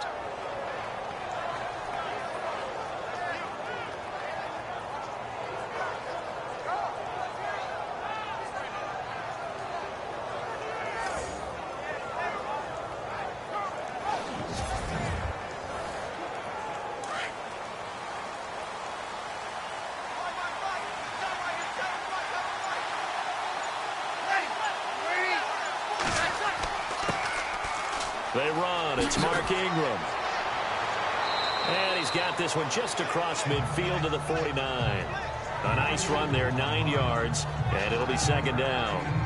You never know where motivation's going to come from. I remember 2016, Mark Ingram fumbled in 2 consecutive games and got benched in the second game, but bounced back to go over 1,000 yards for the season. Yeah, first time in his 6 NFL years that he's done that, finished with 1,043.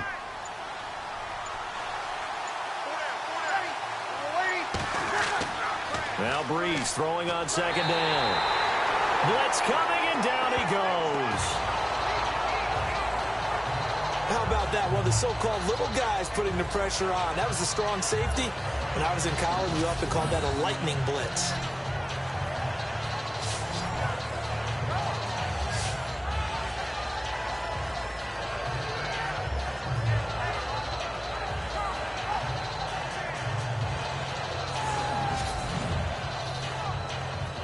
And the Vikings with an extra defender in the secondary on third. Playing coverage here. Shotgun now for Breeze. And he'll just toss it away. So he throws it away, and that brings up fourth down. I know one thing, Brandon. This was a very difficult defense to throw the ball against in 2016. What were they, third in the league in pass defense? Yeah, these receivers are going to have to be sharp with their routes in this one. Yeah, because they're going to show them a lot of change-ups in the secondary, and they have a good pass rush. And here's Morstead now as he sends this one away. And not what he was hoping for there, as this will hit in the end zone for a touchback. And now out comes Minnesota. And a 3-and-out on that first drive. We'll see if they can do better here. They should have a better opportunity because the nerves should be settled now. That first series, everybody goes out with a little extra emotion. So now they get a chance to go back out and say, okay, now we're into the game. Let's go play and play as best we can. You almost get a mulligan then on that first drive? Sometimes it absolutely serves that way. You get a second opportunity. Nothing big happened. But then again, you didn't commit any mistakes either. Off you go. And here now, New Orleans defensive unit. When you're drafted 12th overall, people expect big things out of you, and Sheldon Rankins can provide that. Big, strong, physical player, has excellent quickness, and is really good with his hands, keeping blockers off of him and allowing him to get upfield and into opposing backfields. Decent chunk of yardage still left here, 2nd and 7.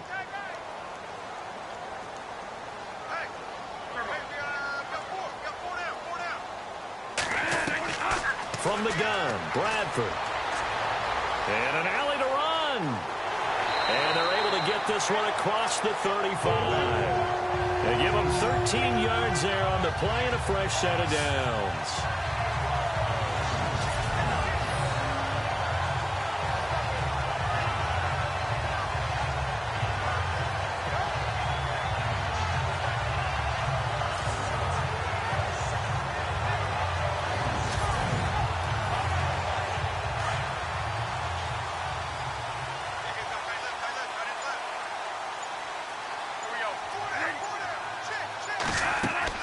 Bradford on first down. On the catch, it's Jarius Wright. And he'll get up near the 45. They'll spot it at the 44. 7 yards, the pickup on the pitch and catch. Never make the mistake that the slot receivers, especially the little guys like we're watching here, are just quicker than fast. A lot of them combine quickness and speed, and they catch a lot of footballs, as we just saw there. They'll run it now out of the gun. And they went the wrong way there. Losing yardage back at the 43-yard line. They'll lose a yard, and it brings up third. Now, that play was doomed right from the start. They just about ran into every defender on that one, didn't he? It felt like everyone got a piece of that tackle. 3 yards left to grab here on third down.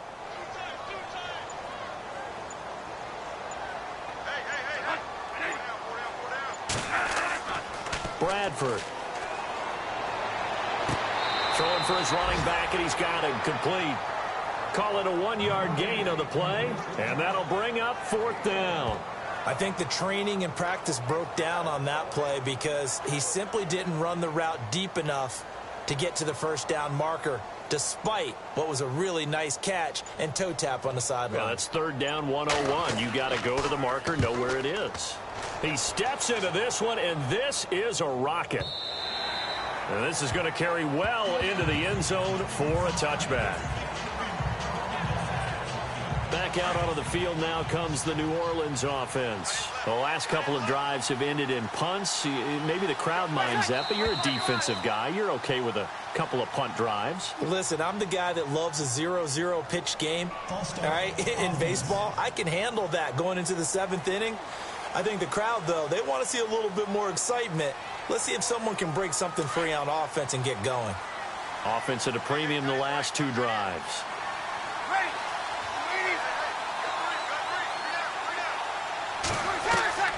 From the gun, it's Breeze. And incomplete, a drop there in the middle third of the field. That'll bring up second down. Quickly now a look at the defensive starters for Minnesota. Minnesota head coach Mike Zimmer made his reputation as a defensive coordinator in this league, and that did not change in 2016. His team finished 3rd overall in total defense, and despite many injuries, kept his team in the playoff hunt throughout the season. So the defense has put them in a tough spot. It's 2nd and long.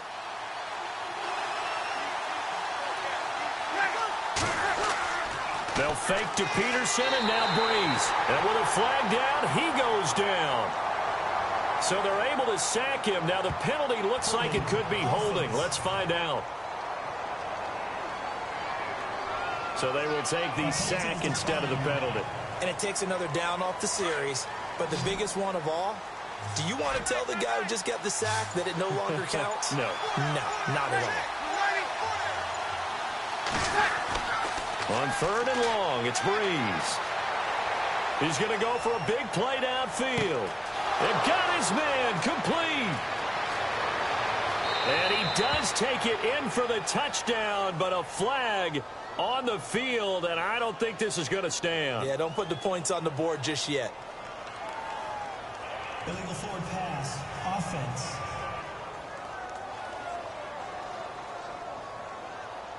Brutal, so take away the long touchdown. It's a cruel game sometimes, partner. Here's Thomas Morstead now. On for his 2nd punt. He'd take a repeat of his first. So a short drop, but he's able to get it out, and this is a good kick. Sherrills to return it. A big boot that time. 57 yards the official distance. And it'll be Viking football here as they take possession.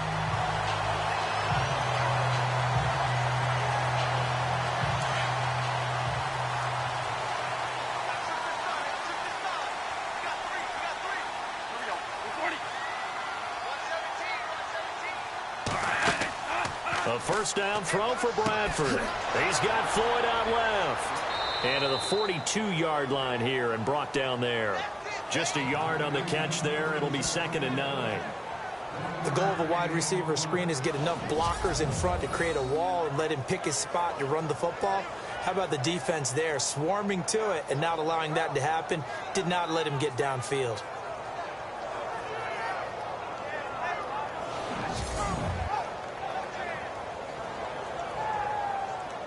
Second down now after the pass completion.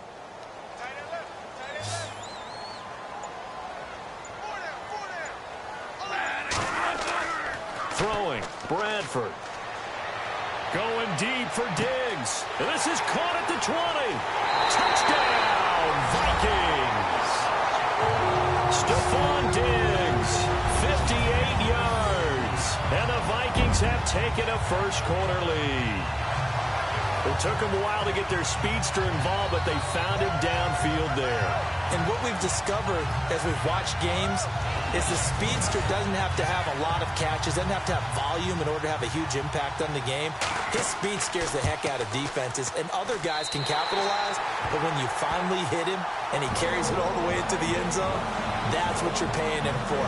That big threat that can make big plays on a limited number of catches. That's how you step on the stage with your first catch. Take it to the house.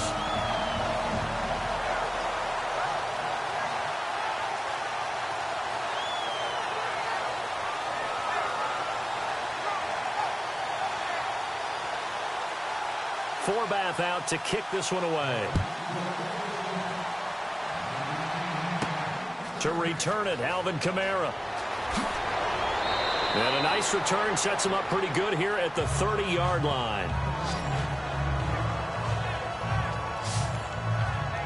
Out onto the field comes New Orleans. I would say they went 3 and out last time, but actually they didn't even get to 3 and out. Still a strange decision to us here in the booth. Yeah, let's hope they don't go 1 and out, but maybe, possibly, let's try and think with them here. Try and play field position maybe, turn the ball over, put it in the hands of their defense. Who knows? You're a nice man. He takes this from the 30 to the 34. Pretty bizarre for AP. Plays the first 10 years of his career with the Vikings. He leaves for New Orleans, and his first game is, boom, right here in Minnesota. You think maybe he was headed to the home locker room when he got off the bus? Probably got a little confused. But I know one thing. He's going to be motivated for this one. Breeze to throw on second down. And seeing nowhere to throw, he chucks this one away from harm. Incomplete. Now it's third down. What's the old adage? Be quick, but don't hurry. Well, that went right out the window there. He was hurried, harassed. That ball had to be gotten rid of. Otherwise, he was going to get sacked.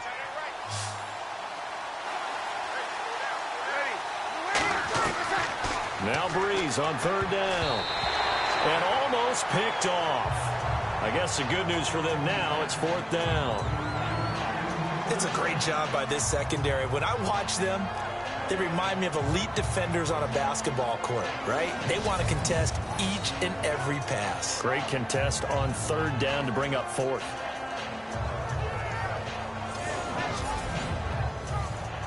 Here's Thomas Morstead now as he's on to punt for New Orleans.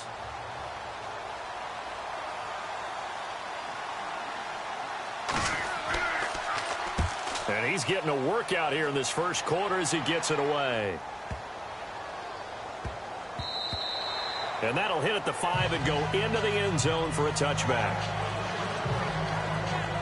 The Vikings offense now, they get ready to head back on the field. And for them, a touchdown their last go-around. Obviously, they'll be hoping to do that again. And when you start plotting for this drive, when you start thinking to yourself, okay, what are we going to do? You don't go away from what you did before because that worked. But you have to be prepared for wrinkles and counters because you know they'll make some adjustments. They begin the drive with a run by Murray. And he'll get only a couple up to the 22. Well, they held him to a short gain on that one, and it almost felt like on that first run, they were trying to just throw the jab at him. So how do you stop a jab? Get closer and smother it, just as they did on that last play.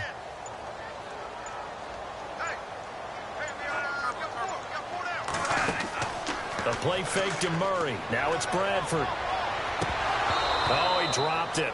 They were looking for him in the middle third. He couldn't catch it. Now third down.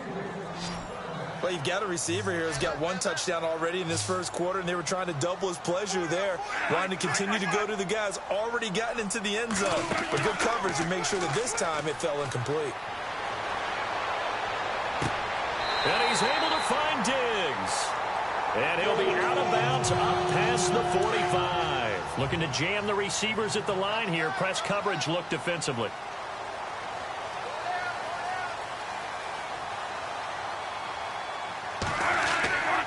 On first down, Murray. And he got blown up. Losing yardage on the play back at the 44.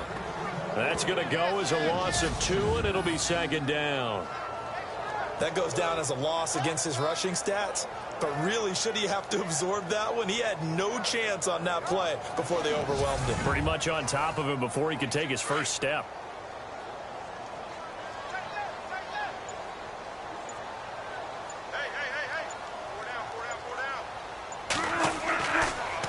Bradford going to give to Murray on the draw. And he'll take this one across the 45 up to about the 46-yard line.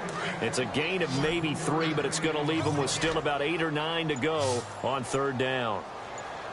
Some of the most unselfish players on any football team, defensive tackle. And he's taken down here by the Saints. Cameron Jordan with a big-time sack on third down. And it'll be a loss of 7.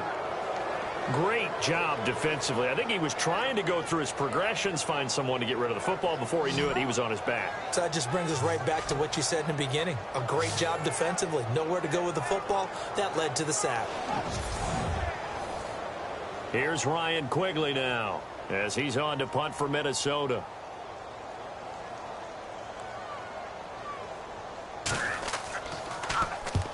He's been a busy man here in this first half as he gets it away.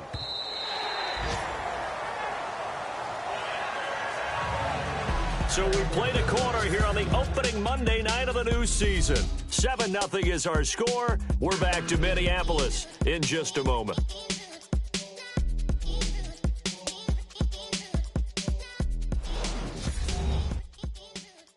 The NFL on EA Sports is fueled by Gatorade, the sports fuel company. With Charles Davis, I'm Brandon Gaudin. It's Saints football to begin quarter number 2 as they take over following the punt with a 1st and 10.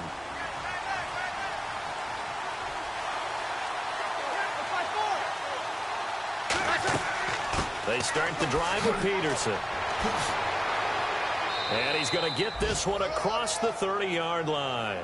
A nice pickup there of 11 yards, and it'll move the sticks.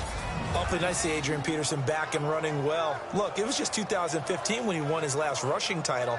Got hurt in 2016, and that season became a bit of a wash. Yeah, it did become. They're hoping to get back to that old form that you're alluding to, though. He does have 3 rushing titles, including that one you mentioned in 2015.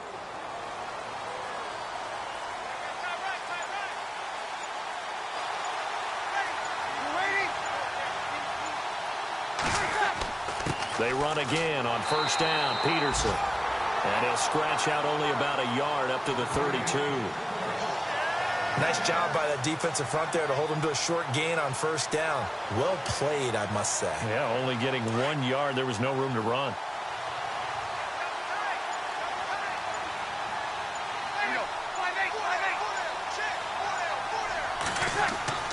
On second down, here's Breeze.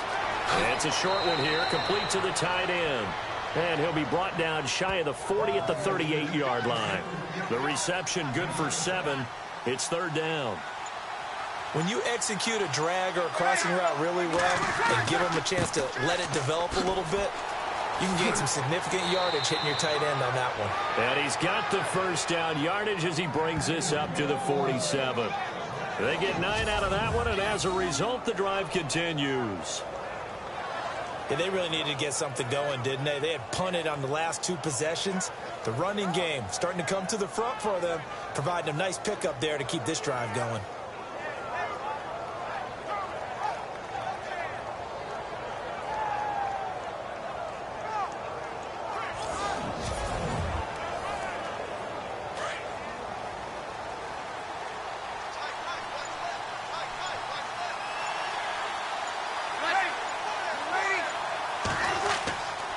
Again, Peterson.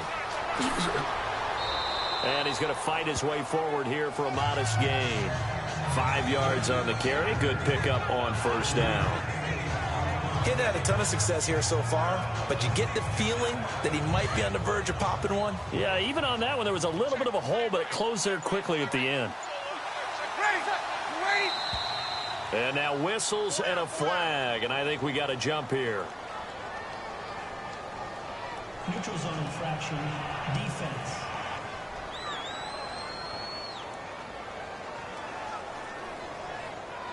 Yeah, he got a little aggressive too early. And he did, wanting that quick takeoff as the ball was snapped, but I think sometimes those big guys on offense, they're pretty cagey too, right? They make those little sudden moves or those little subtle moves that get you to jump.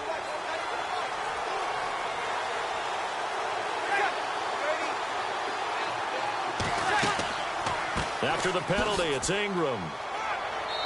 And able to push his way forward here for a good little gain. It's a pickup of 4, and it'll bring up second down. On any running play that's called, they're always hoping that it's going to break big and go the distance.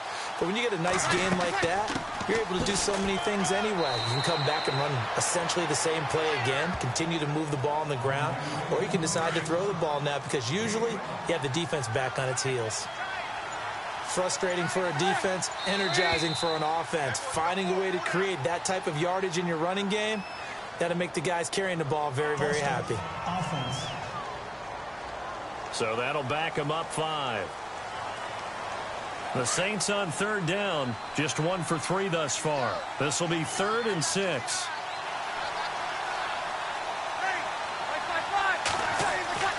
Now Breeze. Over the middle, it's Thomas. And he will have the first before he's brought down right on the chalk of the 20.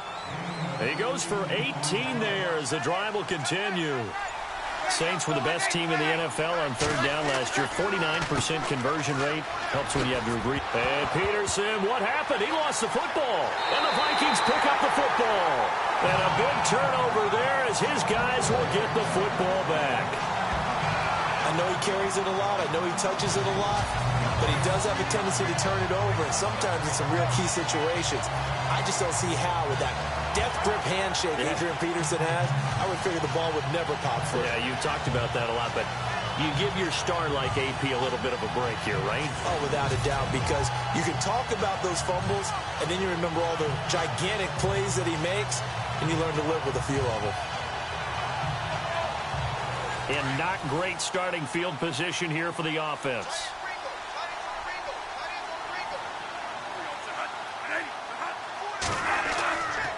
Bradford with a give to Murray. And now running right through it. So a good spin move there before he's taken down. A nice little gain. It's a 6-yard pickup, and it gets him to 2nd and 4. I think they're ahead of schedule now after that run. They might be bold with this 2nd down call after that type of a game. Bradford draw play. He gives to Murray. No gain on the play that time, and they'll look to convert on what will be a 3rd and 4. Well, a well-executed blitz, no doubt. Great job by the linebacker. Maybe the quarterback, if he could have seen that, could have audibled there. Yeah, he needed to be in a different play because that one just meshed perfectly for the defense. All the gaps were filled except for the one the offense really wanted to run through, and that was filled by a big man wanting to make a tackle. And he made a great tackle. Got his man complete over the middle. That's Hodges. 5 yards on the play there. The drive will continue. Many different ways to create space, but on that play, he did it with that big, wide body of his. Didn't get a whole lot of yardage on the play, but it did what it was supposed to. Pick up a 1st down.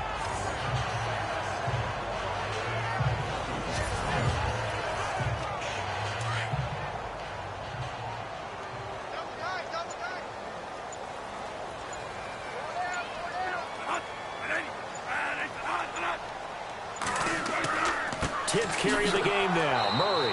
And this has been a recurring theme tonight for sure. Nowhere to run. Back to the line of scrimmage, that's all. Call it no gain on the play, and it'll be 2nd down. And if you're the defense and those D tackles, you like that they're trying to run the football here against your 4-3, don't you? Yeah, because they tend to eat things up because they are so strong and physical, and especially when they play with leverage where they get lower than the offensive lineman and control them. And what I love about the good defensive tackles, they can play over the guards, they can slide and play over the center. Nobody in the offense likes that day when they have to deal with those guys. Bradford to throw it. And his throw's going to be incomplete. Let's face it, you can run the route tree as many times as you want, get in sync, practice it, do all those things. But once you get to game speed, it doesn't always time up quite that well. That one goes incomplete. The Vikings on 3rd down, 2 for 5 to this point. This is 3rd and 10.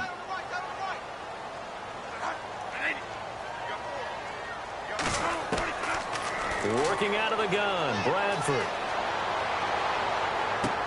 Got a man, it's right. And they're going to get this one all the way out across the 45. A gain of 32 that time. So the defense blitzed. A nice job picking that up, completing the pass. And how in sync was the quarterback in his center on that play?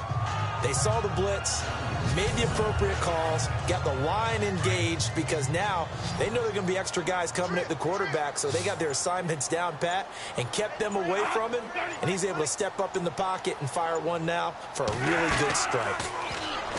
Here's Bradford. And no escaping this time as he'll go down. They got him for a sack. Cameron Jordan in there to drop him for his 2nd sack now here tonight. Okay, was it a breakdown in protection? Did the running back not pick him up?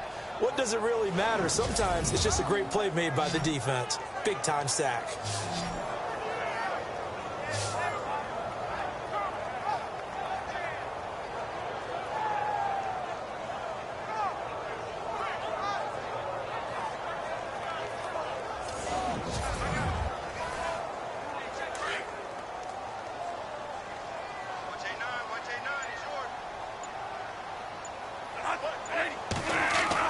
Now Bradford on 2nd down.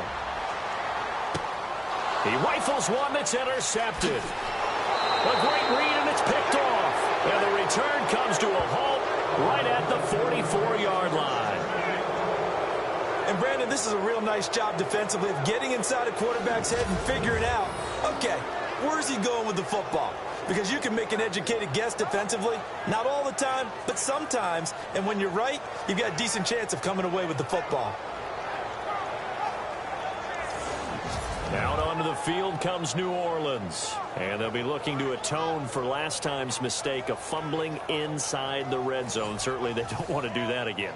And so much emphasis placed on red zone offense. I mean, you have periods devoted in practice just for that because everyone knows how vital it is to put points on the board when you've entered that part of the field. And to come away with nothing, that's difficult for a team to handle. And difficult, and now we'll see if they can make it less difficult on themselves on this drive. First down, here's a run with Peterson. And this one goes nowhere. Losing yardage on the play back at the 46. Call it a loss of 2 on the play. And that'll make it 2nd and 12. 2 minutes to go here in the first half. More from Minneapolis after this.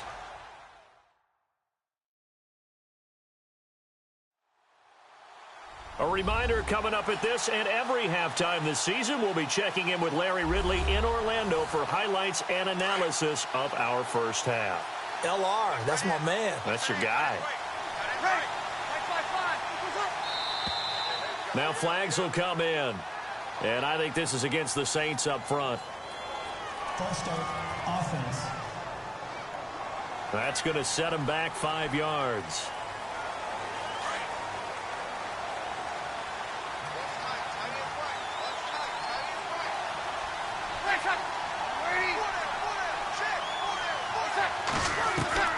Working from the gun, it's Breeze. Pressure coming from the Vikings, and they get there and bring him down. Daniil Hunter in there to make the sack. He buries him for a loss of 10. I'm starting to feel for that quarterback back there. I mean, you know me. Normally, don't have a lot of empathy for the QB, right? In this case, definitely. He's been on constant duress this entire game. I don't know how he's surviving back there. And to think, there's still a long way to go in this football game.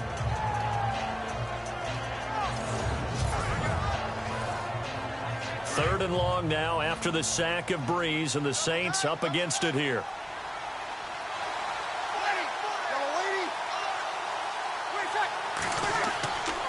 Breeze gives it up to Ingram. And he'll go down right around the 47 this time.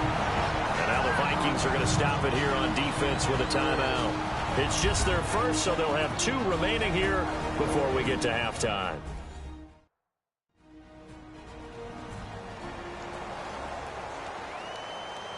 And now following that timeout, the defense back out onto the field. Here's Thomas Morstead now as the drive goes backwards, so he's on to punt it away. He gets this away. It's a good one, drawing toward the sidelines. And this will be out of bounds, and they spot it at the 15-yard line. Not too bad. And our attention here turns to Latavius Murray. He's hoping to get it going. They're hoping to get him going, too. You know, he's about ready to pop one here in the second quarter. He's hoping. And his offensive line teammates, they want to get one of those, too, because they want to continue to run the football. Most offensive linemen like that part of the game better than pass protection because they're not taking blows. They're actually dealing them out. So what they want to do is... Now a hit, and the ball comes out. Bradford's lost it. And fortunately, he's able to reel it back in, but it's going to go down as a big loss here on the play. Well, that was a big oops right there. But how about his ability to correct it? Loses the football, able to get it back himself. Yeah, pounced right back on it, keeps possession.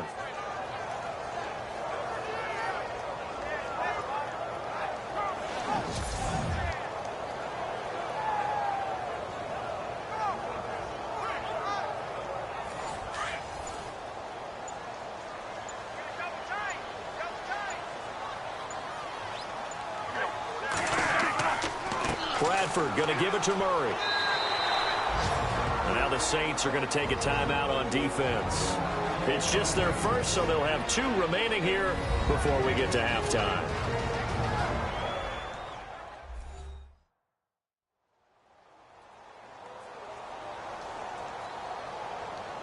The Vikings on third down. They've hit it 50%, 3 of 6 to this point. This is 3rd and 16.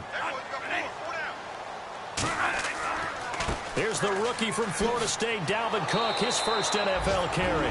Now a second timeout called for by the defense. So that means they're down to 1 remaining here as we head toward halftime.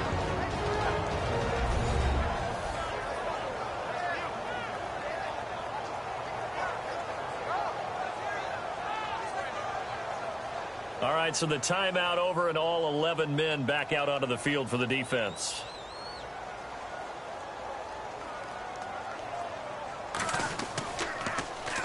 He gets this one away, and boy, it's another boomer. It'll be a 51-yard punt that time. And out will come the offense as they take over. Out onto the field comes New Orleans. And with time quickly fading here in the second quarter, not sure how aggressively, offensively they want to play this. I think we'll find out just how much they trust their guys in this situation if they decide to take a shot. On first down, Breeze. And it's caught. Kobe Flainer. Now the Saints will use their third and final timeout as the clock will stop with 18 seconds to go in the first half. Breeze now on first down. It's brought in here by Willie Snead. And he'll be taken down, but not before getting this inside the 30. A good pickup there of 20 yards. We didn't need to ask around the league, but we got to confirm this guy's a good player. They've got to find a way to get him more involved, call a few more plays that target him. Absolutely, because here we are toward the end of the first half, and that's the first target, not just the first catch, first target.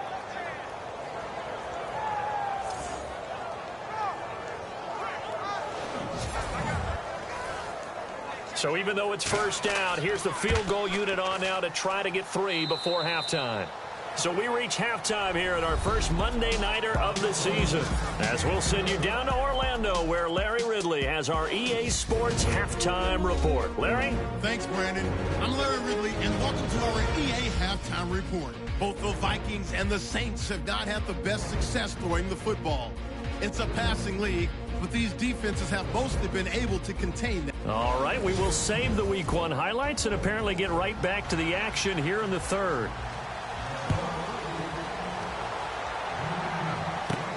On the return, it's Ted Ginn Jr. Illegal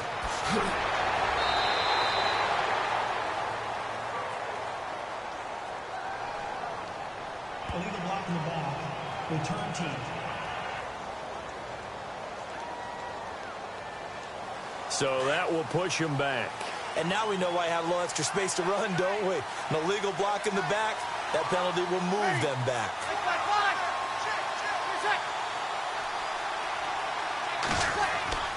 Peterson gets the handoff from Breeze. And he's going to get this one across the 30-yard line. Give him 11 yards that time and a new set of downs. The more football I watch, the more I want to check and see if teams are going to panic when they're down on the scoreboard. And this team has shown no signs of doing that. A lot of the time, they come out after the half. Things haven't worked so well in the first go-around. They want to throw the football like crazy. But the way to open up throwing the ball is to run it. And they've run it well here to start the second half. Back to the ground, this time with Ingram. And he'll be tackled at about the 35. Call it a gain of 4 on first, and that'll make it second down. When you find that kind of yardage, you couldn't be more confident as a ball carrier. And guess what? You're going to go back and tell your offensive coordinator, I'd like to keep carrying it, thank you. Play clock winding down. Now the first NFL carry for the Tennessee man, Alvin Kamara. And not much doing. He'll get this only up to about the 36. Just a gain of a yard there, and now it'll be third down. Partner, we know today's NFL is really built around the guy throwing the football. But these short runs, they still pay dividends because they can take their toll on a defense, and they can add up as the game goes along. You control the clock, you control the ball, and that way you often control the game. He's going to hit his man out of the backfield, complete. Personal foul. Roughing the passer. Defense.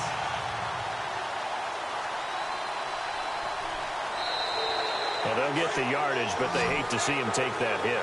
You're always trying to cool off a big-time guy throwing the ball, but you have to know when to back off, pull up, and not hit him. There's the penalty. Following the penalty, it's Peterson. And he's going to be met at the line of scrimmage and taken down. Wasn't able to get anything, no gain. Fumbled once already. Maybe he's being a little careful. Not necessarily on that play, but I'm sure that's in his mind somewhere. Oh, without a doubt, because protecting the football is job one for anyone who's carrying it, and that's exactly what he tried to do on that play, but it didn't gain him any yardage. Time running out here on the play clock. They run again with Peterson. And some room to work. And he gets this one all the way down inside the 20-yard line. A big run there, 29 yards and a first. All right, I've got to be careful here, all right? He's on the plus side of 30. There may be a little gray in the beard, but that's not slowing down his speed as far as he's concerned. What he's saying, I'm on the plus side of 30. Now, if you're on the plus side of 30, you don't know what I'm on the plus side of. All I know is that run right there let us know there's still some life in those legs. Absolutely, still got a lot of life left in those legs. Officially no gain on the play, and it's second down. And a couple of big boys up front defensively, and in that 4-3, those D tackles so vital. Extremely vital. I love how you described that, because if they control things up front, often it's over the guard. Sometimes they slide and make it over the center. It's really hard to get a play started then, because a lot of teams want to start inside out running the football. But against a good 4-3, you may not find any space. And on that play, there was zero space, no gain. Doesn't matter who you're rooting for in this game. The effort of the man with the football, getting away from one and trying to turn forward and get some yardage, I really liked what he did there.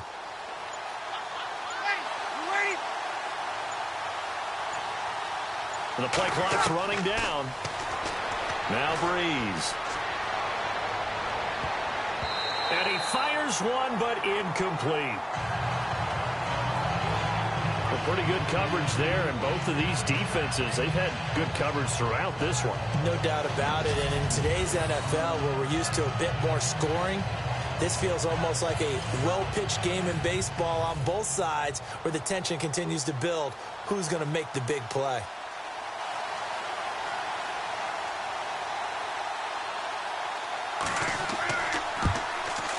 And Lutz's kick is good. And they'll get it back within a point at 7-6. So the drive stalls out, but they are able to put 3 points on the board. Yeah, just a yard or two shorter than an extra point, so no problems converting there.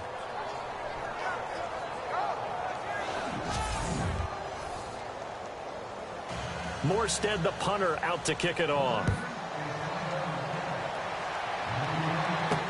This fielded a few yards into the end zone. And this return net's positive as he gets past the 25 and up to the 27-yard line. Sam Bradford now along with the Vikings heading back out there. And maybe he's starting to wave the white flag a little bit. He's playing pretty well, but the pressure, it's got to him. Has to find a way to step around it, step through it, or just handle it. Because as you mentioned, he's having a pretty good day overall. Just the hits keep coming and taking those sacks. That's not the way that they want to finish a ball game with their quarterback on the ground so much. He'd like to stay upright. When he's been upright, he's been pretty good. It's Floyd on the right. 12 yards there as they move the chains.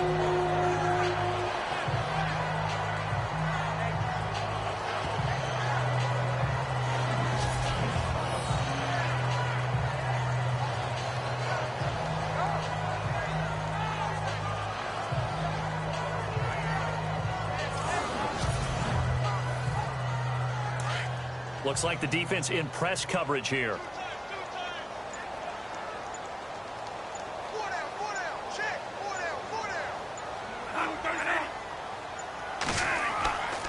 They run with Murray. And able to get this one all the way up to about the 46-yard line. A solid run on first down. Gain of 7 leaves them with a 2nd and 3. Well, no matter how they phrase it, staying on schedule, staying ahead of the sticks, whatever you want to call it, 7 yards on first down, that fits the bill.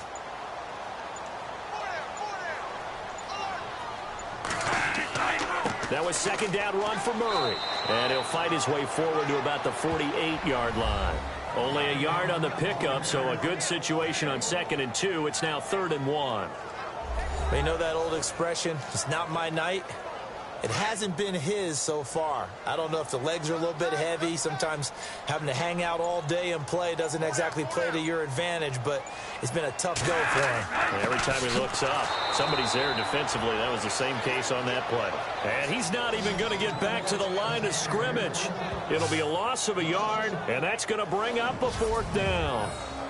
You know, we might start getting some props here in the booth. You know, that one that says the D and then the fence that you put up next to it.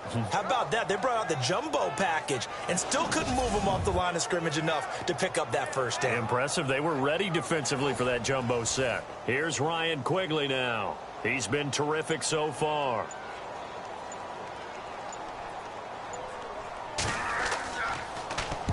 And the kick's away as he angles this one for the sideline. And no return possible here as they angle this one out of bounds. Out onto the field comes New Orleans. And after the field goal last time, let's see what they can get here. At least they got points out of the last drive, Charles. I never met an offensive coach that didn't want to drive to end with a kick. Most of them wanted to end with a PAT, right? In this case, a field goal, they'll take it. Way better than the alternative, which is a punt. Yeah, but you've met fan bases that wanted that, that weren't happy with that field goal. I haven't met a fan base yet that wants to drive to end with a kick, other than the extra point. That's it. He was trying to get it that time to Ted Ginn. And it's 2nd down. Out routes are always timing routes.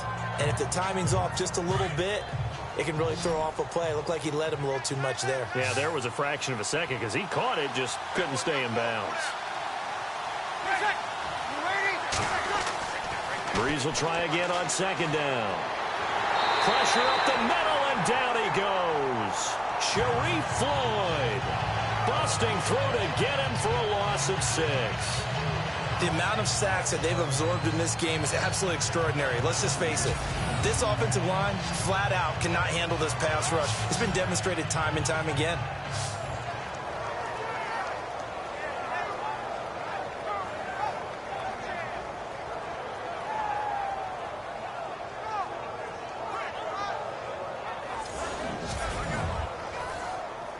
Third and long now after the sack of Breeze, and the Saints up against it here. They'll need to get the play off quickly. Breeze now to throw. It's complete to Fleener. And they're going to get this one up to the 35-yard line. They give them 27 yards on the 3rd down conversion. There are so many things to watch for when you play defense. And reading your keys, you always hear about that, and having your eyes in the right place. Sometimes your eyes can fool you. How about that play action there? They sprang the big guy, didn't it? Able to dump it over the top to him. And now a 1st down following that long gain.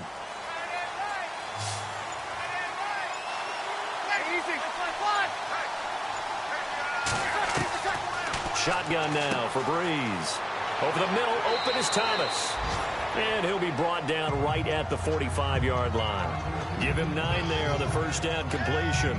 When you and I did the weekly commentary updates last year, it seemed like we always used to talk about Michael Thomas week after week. And it piled up. 92 catches on the season, but the thing that really struck me was doing a New Orleans game and talking with a few of his teammates who talked about how much the game meant to him. And he was upset with guys he didn't think cared about the game enough. Unusual for a rookie, but it's a good sign for him. On 2nd down, Peterson. And he got blown up. Losing yardage on the play back at the 44. And they'll lose a yard that time, and that's going to lead to a 3rd down. We all have habits. We can be somewhat predictable, and you know me pretty well on 2nd down and short. What I like to say. Play action. Yeah, without a doubt. I thought that was a great spot to call it. Instead, didn't go their way, did it? Now, defense sold out for the run. Worked out well. The Saints on 3rd down. They're at 50%, 4 for 8. Here it's 3rd and 2.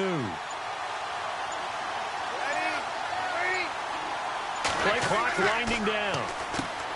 There's Breeze. And he's got it over the middle. Fleener. And he's got the 1st down yardage as he takes it down to the 49. Breeze finding Fleener for New Orleans first. I know exactly what's going to be said about that play from the defensive perspective. What's that? That's why I tell all you guys we need more than one tackler to the ball. He broke the first tackle. Luckily enough, there were more people there to get him down. Final minute now of the third quarter.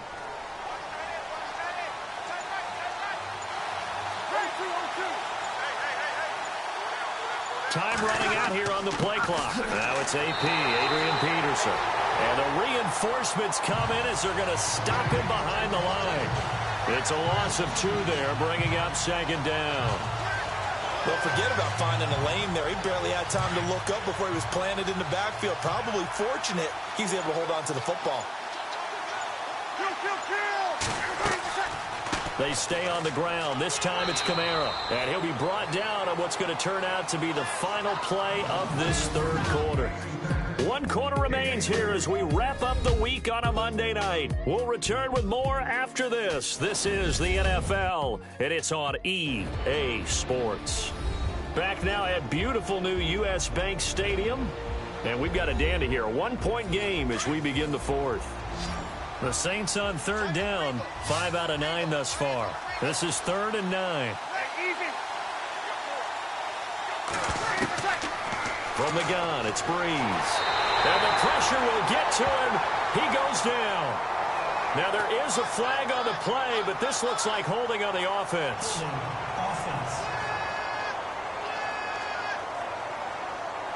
So instead of giving them another third down, they'll decline it, brings up 4.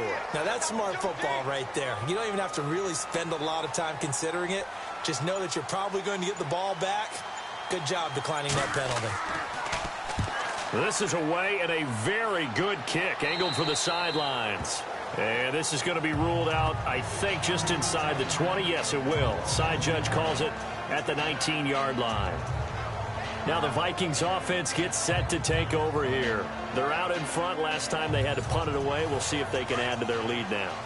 They don't want to go out and punt it away again. This team now wants to get a cushion, put people away. They want to run their offense and have it end up in the end zone. Murray, and he'll get this one across the 20, but only up to about the 21. 2 yards on the pickup there. It'll be 2nd and 8. I like that run right there, partner. Not the flashiest run, not the one that's going to break for big yardage, but he understands the situation, and taking care of the football, paramount, and he got it done. Nursing that slim lead, you're exactly right. Hold on to that ball. The play fake to Murray, now Bradford. And the Saints pressure gets him. Brought down for a sack. The amount of sacks that they've absorbed in this game is absolutely extraordinary. Let's just face it. This offensive line, flat out, cannot handle this pass rush. It's been demonstrated time and time again.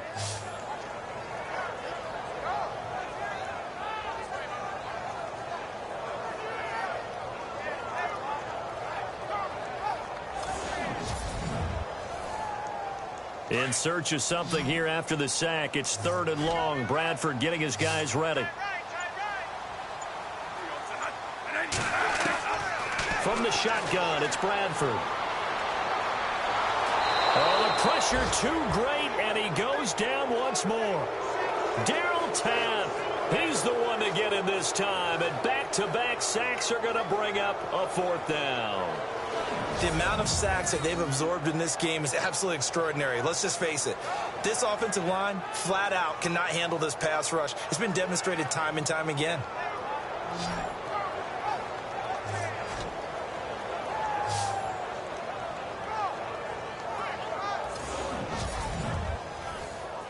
Here's Ryan Quigley now, standing about a yard deep in his own end zone.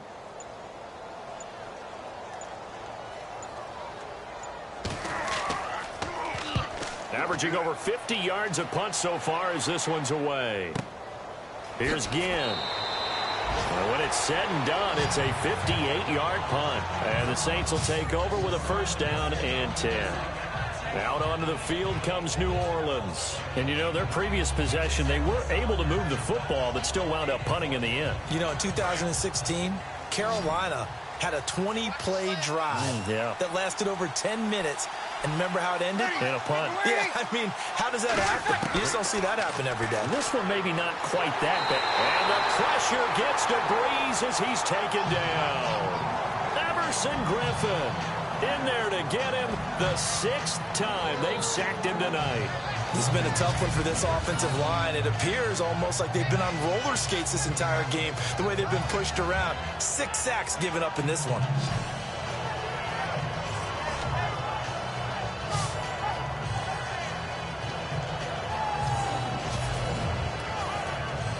So the defense gets to the quarterback. Now the offense backed up on 2nd down.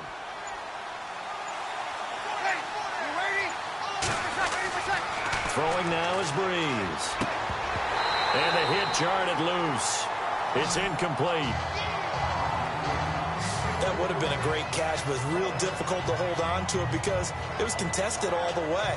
Would have been a great play if he'd been able to haul that one in.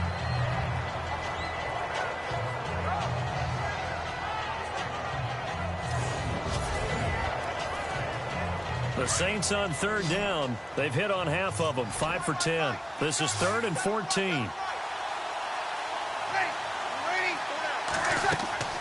To throw, it's Breeze. They go screen. This is Ingram.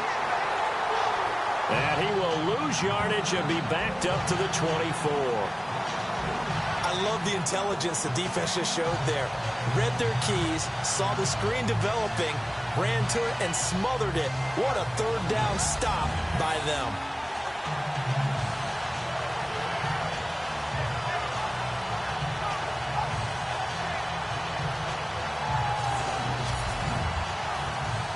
Here's Thomas Morstead now, as he'll come on to kick for a 6th time tonight.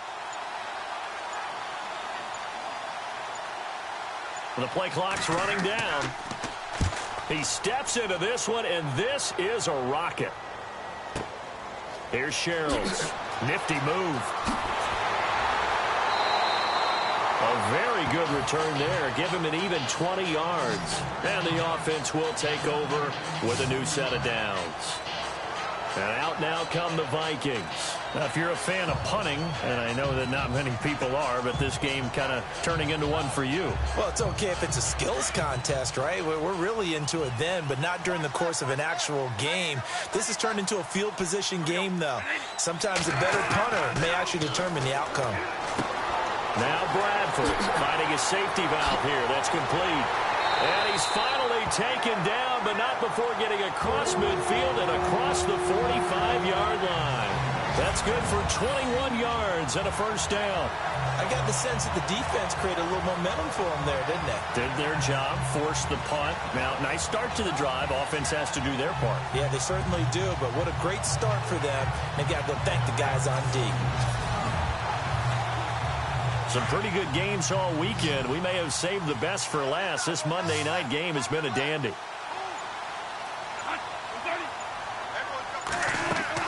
They go play action here on 1st down. And right with it here over the middle. And he's going to get this inside the 30. He got 18 yards out of that one, and it gets him a new set of downs. Tell you what, he's been able to put the ball in some tight spots all game long. That throw, no different. Yeah, a lot of people would call it a gutsy type of a throw. I think he looks at it as, I can do it, so it's not that big of a deal to me, and I'm going to keep firing. And this is caught at the 8. And they do get him down, but he's inside the 5 all the way to the 3. That one goes for 24 yards. These guys are running offense like you drive. The pedal is down, stomped down. How about that? Back-to-back completions. They are rolling. So much for being conservative and running that football.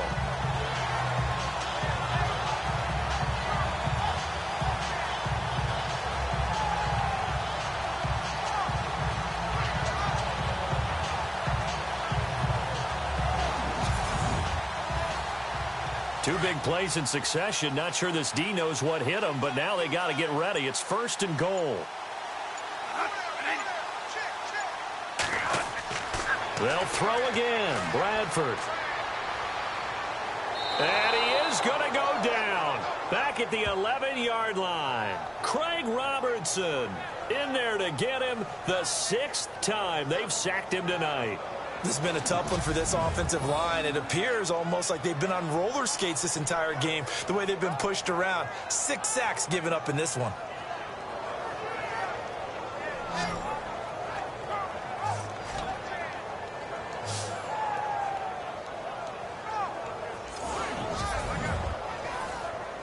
A little bit of ground to make up for the offense as they face a 2nd and 11.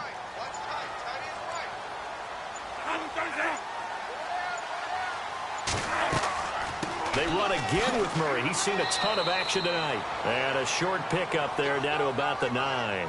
Only a yard there, and that'll bring us to 3rd and goal.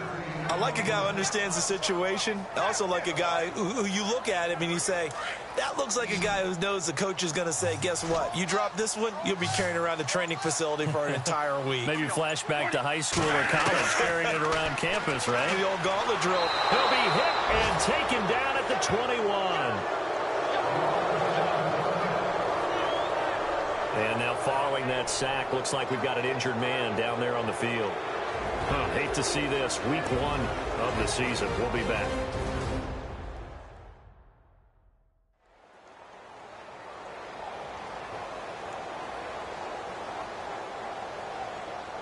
So on 4th down, out trots the kicker in a big spot here. From the left hash, this from 37.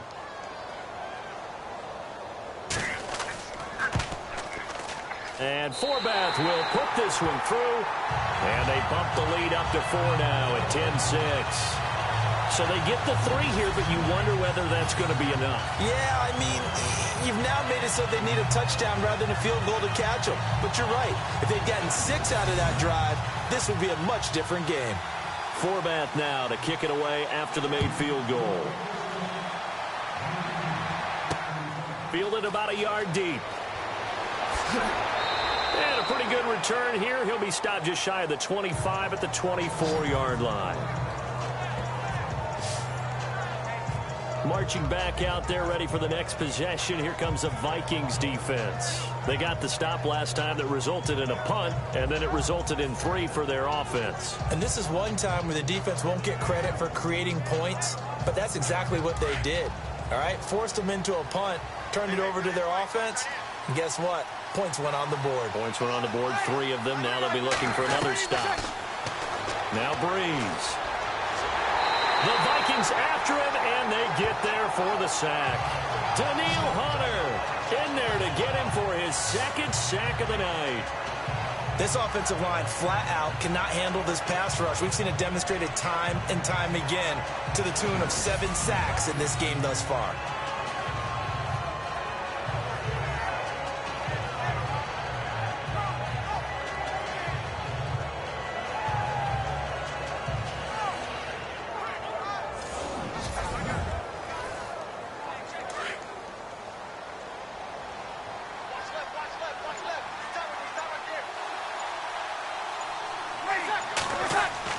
On 2nd down, here's Breeze. Oh, look at Thomas wide open. And he's brought down, getting this one up to about the 35. He goes for 18 there as the drive will continue. One of the feature points of the in route is being able to make a nice throw to the middle part of the field. And for a quarterback, that's one of the better throws and better looks that he'll get. But he has to be careful not to wait too long and let his receiver wander into some tough territory. If he's late with the ball, he can get his receiver hit and hit hard. Caught right side at Snead. And able to get this one across the 45 before he's brought down. 12 more yards there and another 1st down.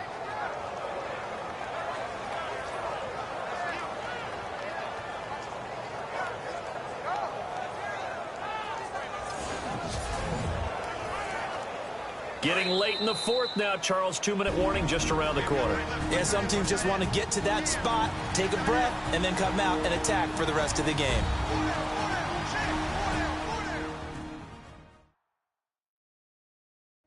So it's Saints football as we get you reset.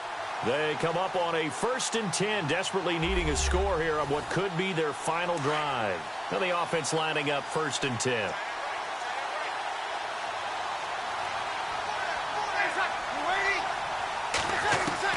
Back to throw. And his pass incomplete.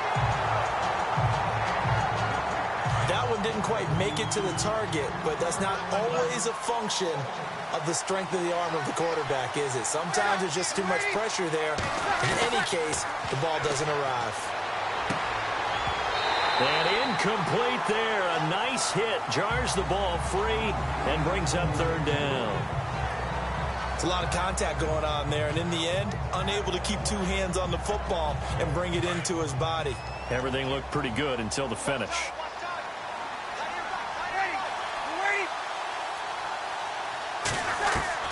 Back to throw.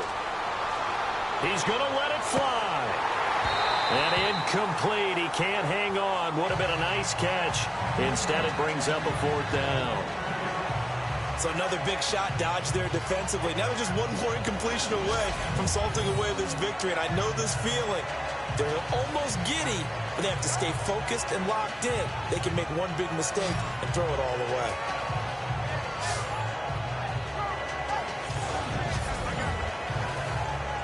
Down 4 late. Got to go for it here on fourth down.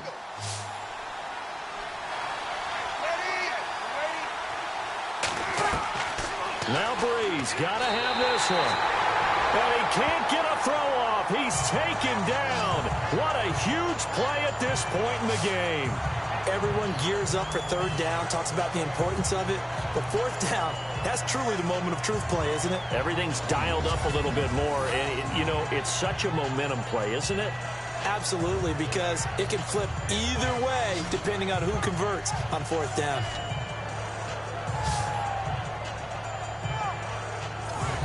And now out comes Minnesota. They have the lead, obviously, late in the game. I guess the good news for them is if for some reason they would make a mistake, a field goal does the opposition no good. Everyone loves to have a little bit of a cushion, and that helps you immeasurably. But the bottom line is, do all the things that you're taught in order to close out the game. Don't even let that become an issue. Yeah, but still a one-possession game. This one not fully over yet. And little room to maneuver there. He gets it down to about the 39. Now the defense going to use the first of their timeouts. That'll leave them with 2 remaining. We'll be back after this.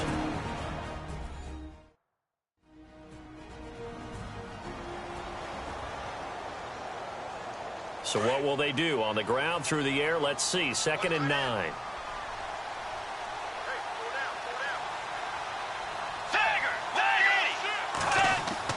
They go with Murray again. And he's going to fight his way forward here for a modest gain. Now a second timeout called for by the defense. That'll leave him with just 1 remaining in this 4th quarter of play.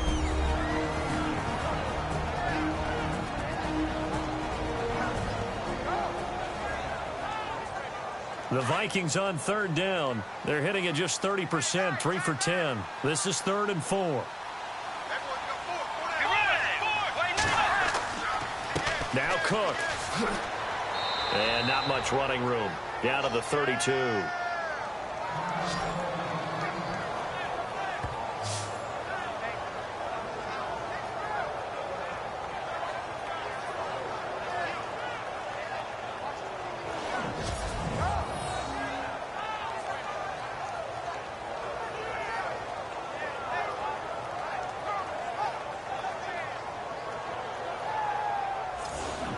So a defensive timeout, chance to regather, regroup, and get set as we resume action.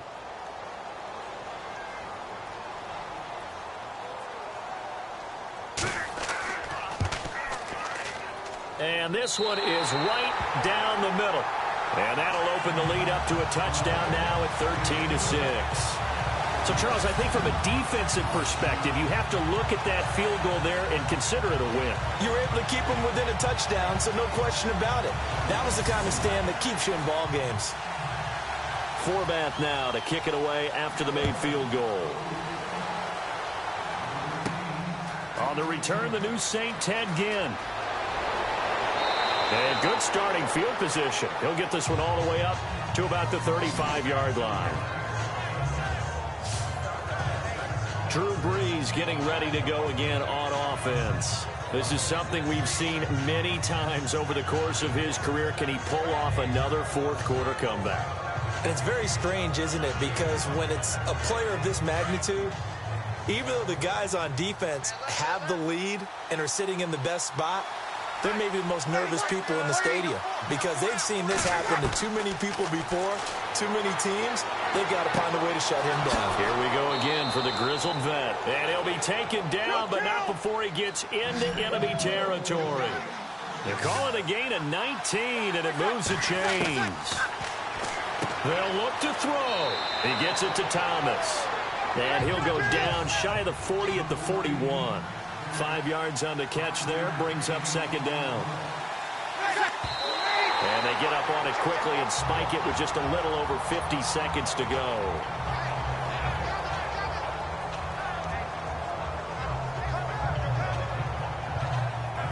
Third and 5, so they bring in an extra defensive back. Expecting pass.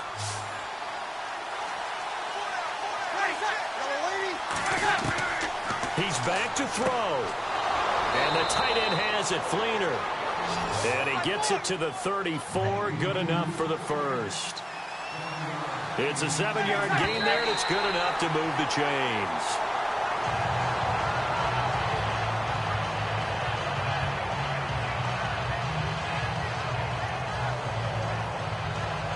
So 2nd and 10 here.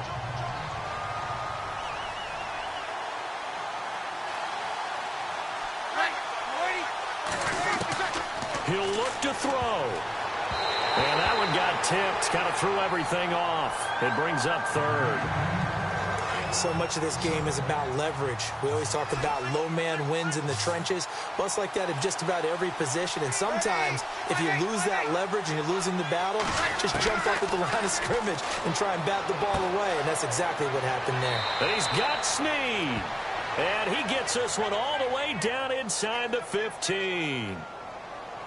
Personal foul, roughing the passer, defense.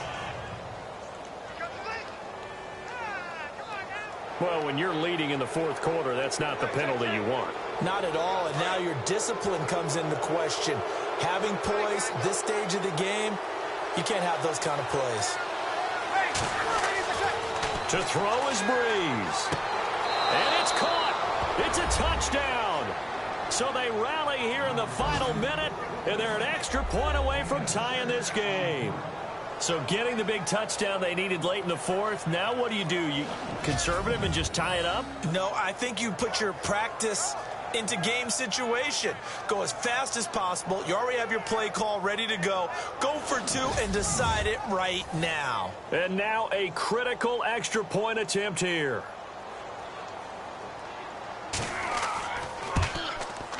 And we are tied here in the 4th quarter.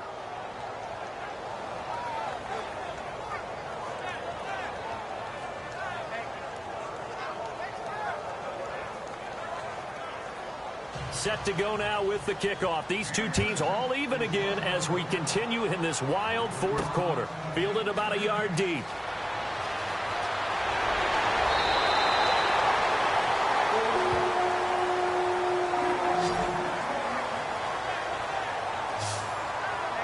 The Vikings now heading onto the field. They have a little bit of time here to get into field goal range. Not much. A tie game, you don't want to do anything crazy, right? I agree with you on that one. Risk reward, okay? If you go for it, what is the absolute reward on this? But the risk is probably greater.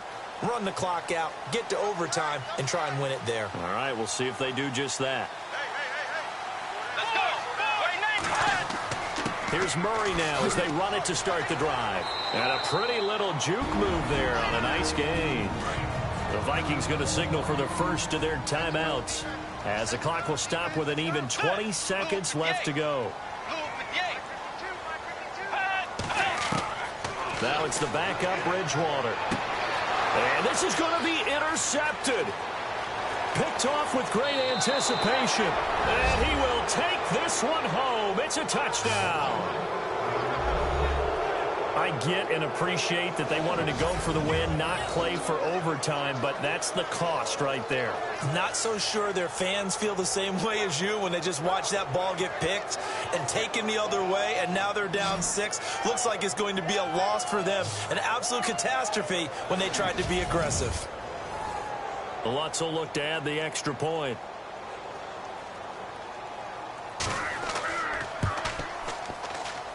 And it would appear they're going to get out of here with a come-from-behind victory. So the defense creating some points, not only getting the interception, but then returning it to the end zone for the pick six.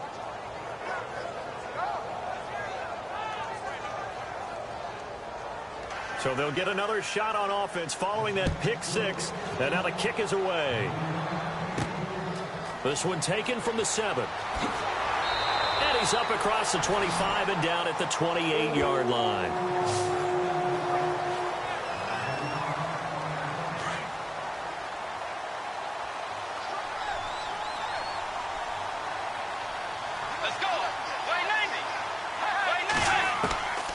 Bridgewater. Now a desperation throw deep downfield. And, oh, a crusher there as it's intercepted. Picked off by Von Bell. And they are going to set up shop at the 32-yard line. And he may want to track down that football because that's interception number 1 on his career. You saying that's going into the trophy case? I'd put it there. Yeah, no doubt about it. That's when you ask the equipment guys to make sure they hold it for you after the game. But if you play in the back 7 on defense, that's part of your job, finding ways to take the ball away from the other team.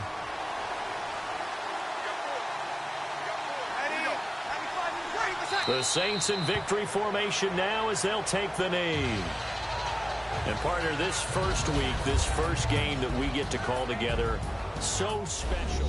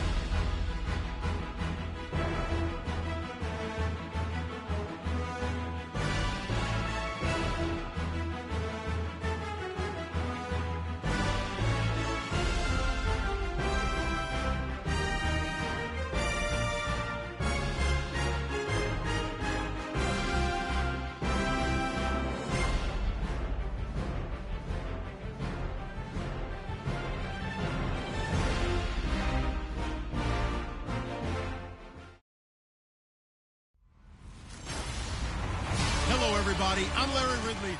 Welcome to the... And we're about 5 miles northwest of downtown Tampa at beautiful Raymond James Stadium.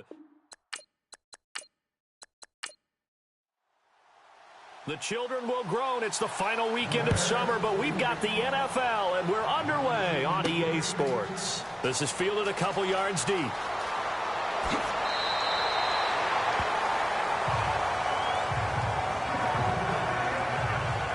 So out come the Bucs now for their first drive. They'll be led out by their now third-year QB, the number 1 overall pick back in 2015 from Florida State. It's Jameis Winston. Would you say that last week's performance by him, workmanlike in terms of numbers? 1 touchdown, 1 pick, but obviously a loss. Yeah, and that's the bottom line for him. All he cares about is how do we find a way to win the game. Maybe leans on a few other parts of the offense, and hopefully springs a receiver or 2 free.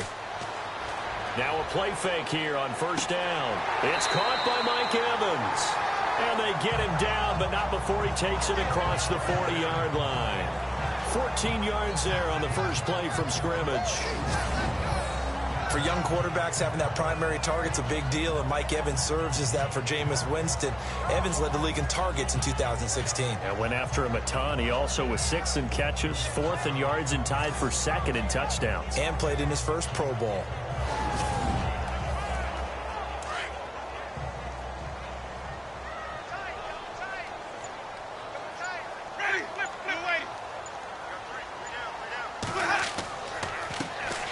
First carry now for Doug Martin.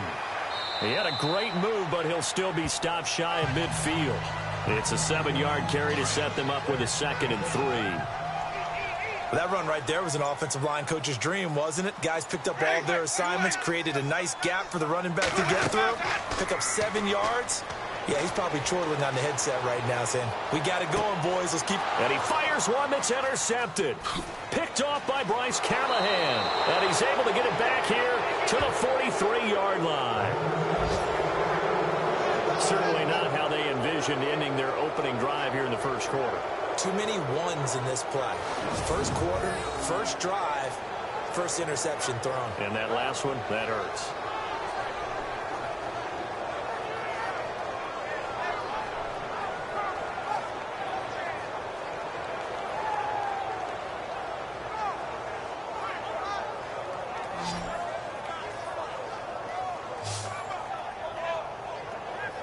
Now the Bears offense ready to take over again.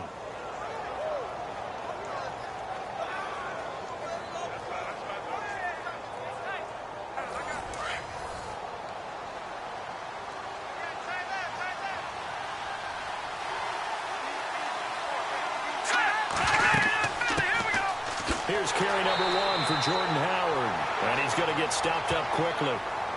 Give him a yard down to the 43. Partner, when I see William Golston is 6'6", 280, that frame reminds me of an elite pass rusher. But the best part of his game, actually, is run defense. And that's what led them to signing him to a 5-year, $27.5 million contract back in March. They'll need to get the play off quickly. The first carry for the tailback, Jeremy Langford. Not much there, maybe a couple as he's taken down at the 40.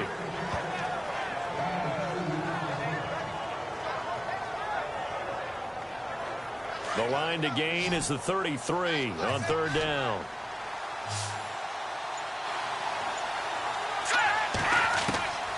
Out of the gun, Trubisky. Trying for right, and it's intercepted. Vernon Hargraves with a pick. And his guys are going to get the football at the 23-yard line. So the first interception of his career under center, and you knew it was going to happen sooner or later. It has to. And I know it feels like the world is just tumbling down at this moment, but there's got to be some veteran somewhere, some mentor that's going to tell him, hang in there, my man. Plenty more to come. Keep firing. Now the Buccaneers offensive unit back out on the field. That opening drive ended with the INT. It didn't lead to points, but still not the way they were hoping to begin the game. But how about going and telling your defense, thank you, a huge thank you. You said it didn't lead to points, stalled off that drive. Now they've got a chance to redeem themselves and maybe reward their defense a little bit by putting some points on the board on this one. Martin slipped one tackle, but no more as he's knocked to the deck behind the line of scrimmage. That's going to go as a loss of 2, and it'll be second down. That was a nice play by the defense, but the offense can't let that one play define them. Let it go, move on, and start over again. Pressure, and he's taken down. A Bear sack. Lamar Houston coming in from that outside linebacker spot to bury him for a loss of 7. A few issues here on the offensive line. Apparently, he got sacked 5 times last week. They got to him here in the first quarter. And I would think that running the ball would be paramount here because it's a different team they're facing, but they watch the film as well. So they'll take many of those same principles and try and apply them in this game to see if they fixed what was wrong with them in the last game. Winston needing a big play after the sack as he leads the Bucs up on 3rd and long. From the shotgun, it's Winston. He's going to loft one deep left side here. And that one incomplete. Had some position but couldn't hold on, and it brings up 4th down. Brandon, it looked like he had his hands on it for a moment, but let's face it, that was going to be a tough catch all the way because of the presence of the defense right there as he was trying to haul it in. Yeah, nice job to force the incompletion.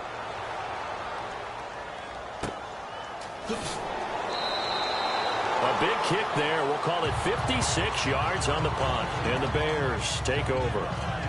Onto the field now come the Bears. And following the interception, just any interception, are you a little bit more cautious when you start that next drive, or no, you just throw that out the window? I think you are. I don't think that there's any way you can run back out there and go, totally didn't affect me. Let's just go ahead and be loose with the football again. You're going to take care of it, but you have to be careful about being too cautious because now you can't run any offense at all. Still want to attack. We'll see how they attack him here. And he was hit as he threw it there, and it forces it incomplete. When you see passes knocked down by those guys I call the frustrated fullbacks, the linebackers, you know that in their zone coverage, they're able to drop, see the ball thrown, and react to it very quickly. 2nd and 10. It's Trubisky again. Pressure comes, and Trubisky goes down. Chris Baker in there to get him for what will be a loss of 13 yards. They were able to win last week despite him being sacked 4 times. They might need to tighten the reins a little bit, or this one may not end in another victory. You're right about that. They can't count on just winning the game no matter what happens. They can't let the accumulation of hits and harassment in the pocket get to their quarterback. Got to stop that, give him clean lanes to throw the football in order to have a better chance to win again this week. Play clock winding down. Throwing here, Trubisky. And he's got room. An incredible play there. They do get big yardage, but they're still stopped a yard or 2 short, and it's 4th down.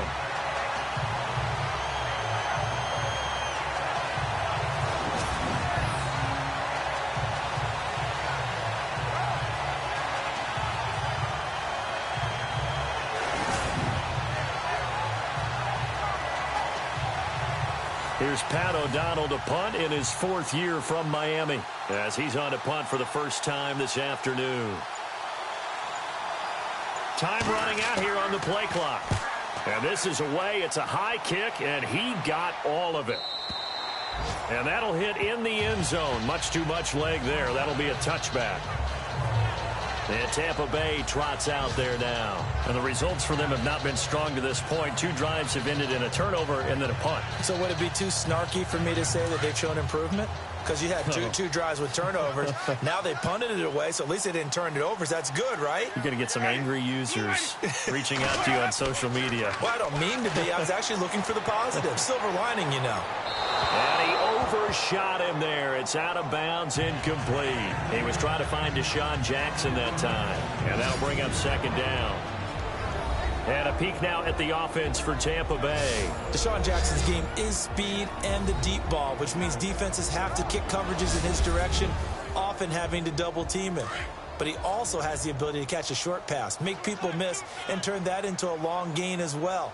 Hard to defend. He's looking forward to playing with Jameis Winston and getting the deep ball activated again in Tampa. And this may be a carbon copy as he'll again be stopped right at the line of scrimmage. Calling no gain on the run there, and now they'll be looking at a 3rd down. The starting 11 defensively for the Bears. The Chicago Bears defense in 2016 was right in the middle of the pack overall, ranking number 15 in total defense. But what hurts their pride? Number 27 against the run. And in the Windy City, where toughness is at a premium, that's not going to stand for very long. They want to get back to their old ways and shut that down. On third down, Winston. And incomplete. The contact made the ball roam free and brings up fourth down. But no second guessing the call here. It was third and long, so throwing the football was probably the smart play to try and pick it up. But they don't get it, and now the defense goes off the field feeling pretty good about themselves, gaining some momentum as they force them into a likely punting situation. This is brought in at the 21. And once more. A very good return that time. 18 yards. And possession will switch hands, 1st and 10.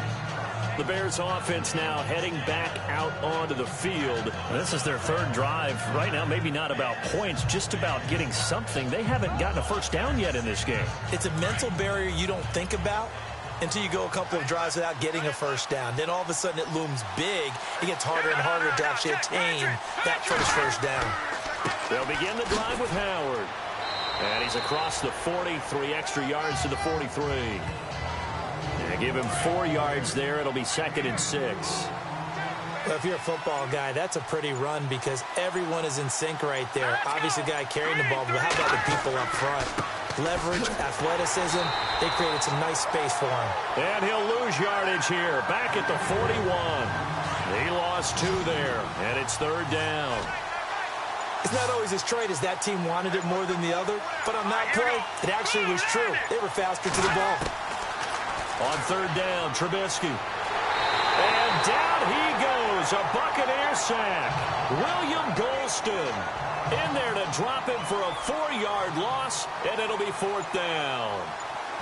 You never want to give up a sack. From the O-line's perspective, they hate it for several reasons, especially because they felt like they let little brother down back there in the pocket. Oh, no doubt. They have a ton of pride, and they go into every job wanting to keep that guy clean. They want that uniform with no grass stains, no dirt, nothing on it, but it's really, really difficult. You're talking about some terrific athletes who are trying to put him on the ground.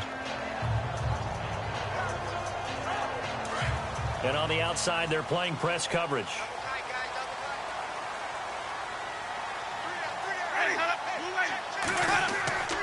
They start the drive with Martin. And he is met at the line of scrimmage, and he goes down right there. No gain on the play. It'll be 2nd down. And he got off the end there very quickly to make that play. Yeah, it was almost like the bullet train, wasn't it? I mean, just zoom. Quick, quick, quick. And what a terrific play, holding them to no gain.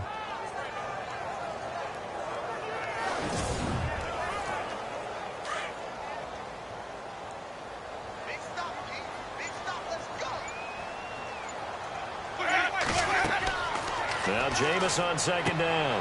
They'll try and set up the screen. It's complete. And they're able to get this one across the 35.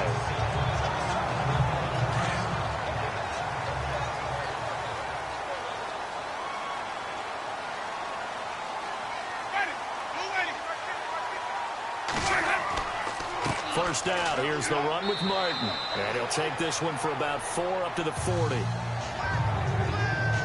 We haven't seen much from him running the football here in this first quarter. No, you're right about that. We haven't seen much of him at all so far. They've stacked him up pretty well, but when you're trying to run the football, sometimes you got to play the long game. Keep handing it to him, and some of those runs that aren't working now, they turn into 6, 7, 8, and maybe more later on.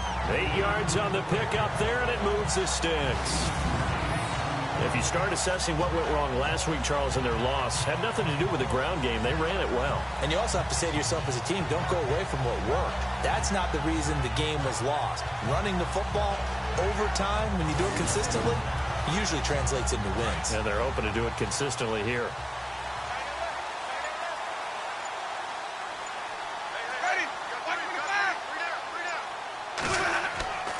Winston gives to the tailback, Martin.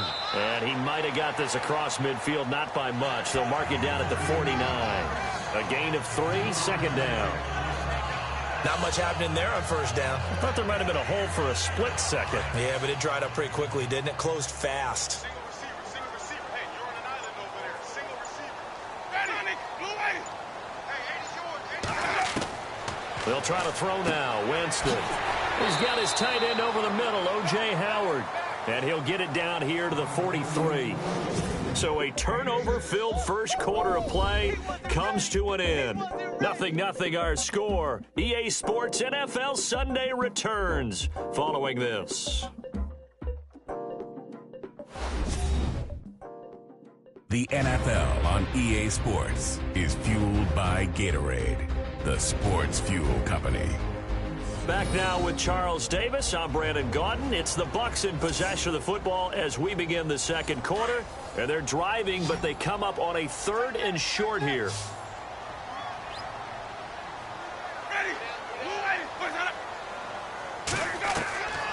From the gun, Winston. A dump off to Sims. Give him 6 yards, and they do convert on 3rd. We always talk about having to read defenses and how complicated that is. Well, this was an excellent read. Read the pressure and got rid of the football before it even got to him for a nice game. And when they're blitzing like that, running back usually a good spot to go with the football? Without a doubt, because he's right in your sight line or he's near you. So you're able to just get it to him easily. And once he gets in space, that's usually a good matchup for him.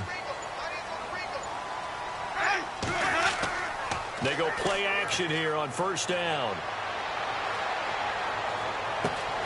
That is caught right at the 10-yard line. And he is out of bounds right around the 10-yard line. A really good pickup of 28 yards. Well, that was a Deshaun Jackson special, wasn't it? Deep downfield for a big play. But truthfully, if he catches it short, he can turn it into a long gainer, can't he? Just such a big play receiver last year. 17.9 yards per catch, and that was tied for the league lead. He's going to open up the offense in a big way in Tampa.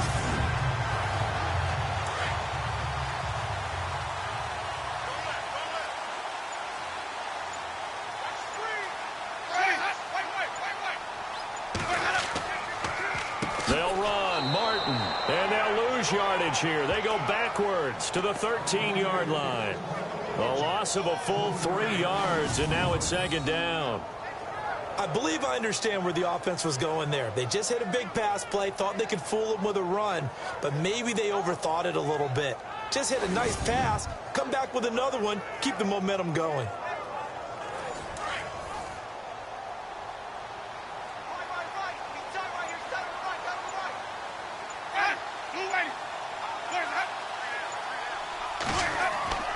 They try again with Martin. And he'll get this one down to about the 10-yard line. It's a pickup of 3, but still a little work to do on 3rd and goal. Partner, I know we're in a goal-to-go situation, but my goodness, think about running the ball here. Not even a thought, is it? Defensively, they're in a prime spot. And I think the defensive guys are probably expressing themselves to them as well. I wouldn't run it here, guys. You might want to try throwing it. This will be caught just inside the 10. And he's going to be brought down just shy of the 5 at the 6. A 4-yard pickup, not enough. 4th down. So much about this game is just understanding situations and then having to execute, isn't it? Guard the first down sticks. Don't let them get there. And they rallied and made the tackle. And Charles, they get the field goal. Took him a dozen plays, though. Work with me on this one. You know what I'm about to say, right? Bend but don't break. That's what came into play here for the defense. 12 plays were run at them. They only gave up 3 points. In a lot of ways, that's a win for the defense. And this offense led by Mitchell Trubisky going to make their way back out there. He's got to dig deep here, doesn't he? Team's losing. He's not playing well either. And they always tell you, don't press. You'll make things a little bit worse. But in this particular situation, you try and heighten your play a little bit. So far, he's thrown 1 interception. He wants to balance that off with at least 1 touchdown pass in order to get his team back moving forward. And that's going to wind up incomplete. However, we do have a flag down. Let's check in with our referee. Defense. So they saw the contact before the ball arrived. Penalty flag for pass interference. And trying to avoid pass interference is so difficult. You're trying to slow down these skilled receivers, and somehow, some way, they make plays on the football, and sometimes you're there too soon. Here's Trubisky to throw. Into heavy traffic, and it's intercepted. It's Justin Evans, the rookie from Texas A&M. And the return just out across the 15 to the 16-yard line. Well, look at that, Chuck. A rookie picked the rookie on that play. How about that? Is that rookie-on-rookie crime? But you know what happens, too. If you're a rookie defender, you tend to adjust to the game a little bit quicker than if you're a quarterback. Too many things still going through his mind. And on that play, the rookie defender won the battle. Mike Evans and the rest of the offensive unit heading back out there now. Second quarter here, he has only one catch, but they have the lead. You got to think there's going to be more involved at some point. That's what you would expect, but sometimes what defenses do to take away a player of his magnitude, it costs them in other areas. And right now, with them losing, they may have to change their focus, and maybe he will open up a little bit more as the game goes on. Yeah, well, so far, just the single catch. And that is incomplete. Mike Evans, the one he was looking for. And that'll bring up second down. I know our vantage point might be a little bit better way up here, but that looked like an ill-advised throw to me. I didn't see anything open, and this play just didn't look right from the beginning. It did not. I thought he might get outside and just chuck it away. Dangerous pass, incomplete. Winston gives to Martin on the draw. And not much there at all. He's up only to about the 16-yard line. Only a yard on the pickup there, and it'll bring up a third down. I do know from experience that when you slow down someone's running game, you're now doing the dictating on defense. And guess what? Now you're getting ready to tee off on their quarterback because they have to throw it all the time. And he's going to be brought down. Back at his own 6-yard line. Jarrell Freeman in there to drop him for a loss of 10. And it'll be 4th and long. Well, we knew this guy wasn't especially fleet of foot, but he tried to conjure up some escapability, but there was no way he was getting away on that one.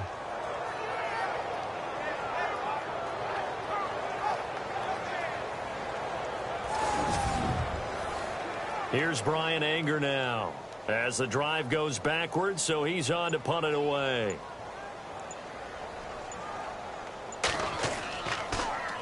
And he gets this away, and look at this. This is a good one. Taken from just outside the 30. Call that one an even 60 yards, 6-0. And out will come the offense as they take over. The Bears offense led by Mitch Trubisky heading back out there. What a disastrous start for him so far. He's thrown the ball 2 times, both times intercepted. The heck with his progressions. The heck with what he's seeing downfield. It's really simple, partner. See the color shirts your team's wearing? Throw to those. Not the other color shirt. The color that your team is wearing. That's what the coach is telling him right now. And he's across the 40, 3 extra yards to the 43. It's a pickup of 4, and it'll bring up second down. Well, we all know the guy carrying the ball is going to get the credit, both in the stat line and probably in the newspaper. But guess what? Those guys creating holes, they couldn't feel better about themselves right now. Offensive line, tight end, probably even the wide receivers are involved. They're moving the ball well. And both guys were there, but it falls incomplete. I know he wants to get his team back in the game, but a 50-50 ball right there that maybe was a little questionable. Yeah, he's pretty lucky to get that one back. I think that sometimes these quarterbacks play with a lot of confidence that borders on arrogance, and that can put your team in some Dutch. Yeah, especially maybe want to look at some safer routes after the interception he had that ended their last drive. Well, that play really didn't fool them. They completed the screen pass, but for lost yardage, a really nice play by the defense. Oh, the Bucs swarm in and they block it. Now it's scooped up, and this is a live football. And he will score. Touchdown, Tampa Bay.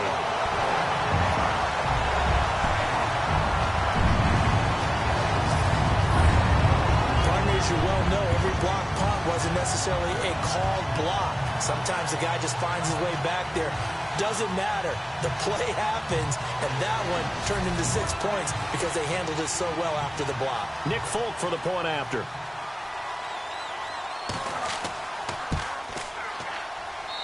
It's up and good, and that'll increase their lead to 10-zip. The kickoff team on the field now as they will send this one away. This fielded a few yards into the end zone. And all that worked, but he stopped where he ultimately would have been, and he's simply taken a knee, and that's the 25-yard line.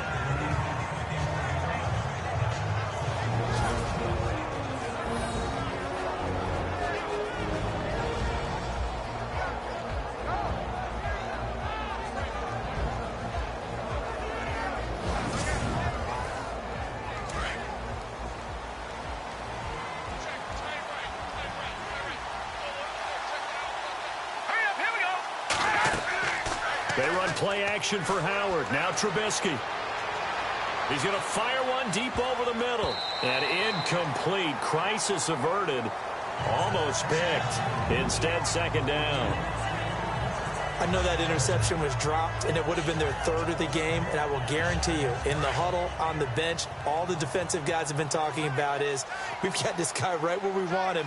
Who's going to get the next one? It almost becomes a challenge, and they missed a golden opportunity. This is Howard on second down. And nothing doing. He's immediately taken down at the line of scrimmage. No gain on that one as it brings up a 3rd and 10. No gain on that run, and while this team is down, they're not out of it by any stretch of the imagination. Maybe you just have to think about different style of running in order to get this guy going. Let's go! From the gun on 3rd down, it's Trubisky. He leaves this one for Howard. And he is knocked down from the side, right on the 30-yard line. It's a gain of 5 on the play, and it'll be 4th down. One hallmark of good defenses is understanding the game, understanding positioning, and tackling immediately in the secondary after catches. I think we just saw that on display right there. Got to him before he ever had a chance to think about turning it upfield. Here's Pat O'Donnell now. Remember, though, he did have one blocked earlier. This is away and a very good kick, angled for the sidelines. And now where will the side judge stop his walk? That's the question. He says it crossed out of bounds at about the 17-yard line. Doug Martin now gearing up to go again here on offense. And the good news, his team's winning. The bad news, he hasn't had the game that he's hoped to, at least to this point here in the second quarter. And a lot of that is pride, because these types of backs want to be in the center of all the action and leading their team to victory. They'll take the win right now, hoping to jump his game up as this one moves on. And he probably wants a little bit more of the spotlight going forward. Call it a gain of 4 on 1st, and that'll make it 2nd down. But they certainly got dented with that 1st down run, so now they've got to be back on their heels a little bit as a defense.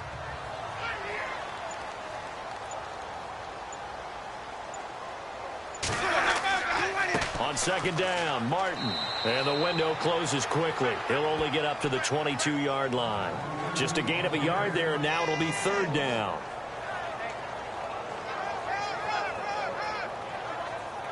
The Bucs on 3rd down. Just 1 for 5 to this point. This will be 3rd and 5. Working out of the gun, Winston. And he'll go down. The Bears get there for the sack. Sam Acho coming in to drop him for a loss of 8, and it'll be 4th down. He was trying to keep his eyes downfield. Nobody came open. He's trying to do everything that he had been taught, right? Every bit of the technique. But if no one's open, there is no technique except make sure you hold on to the ball as you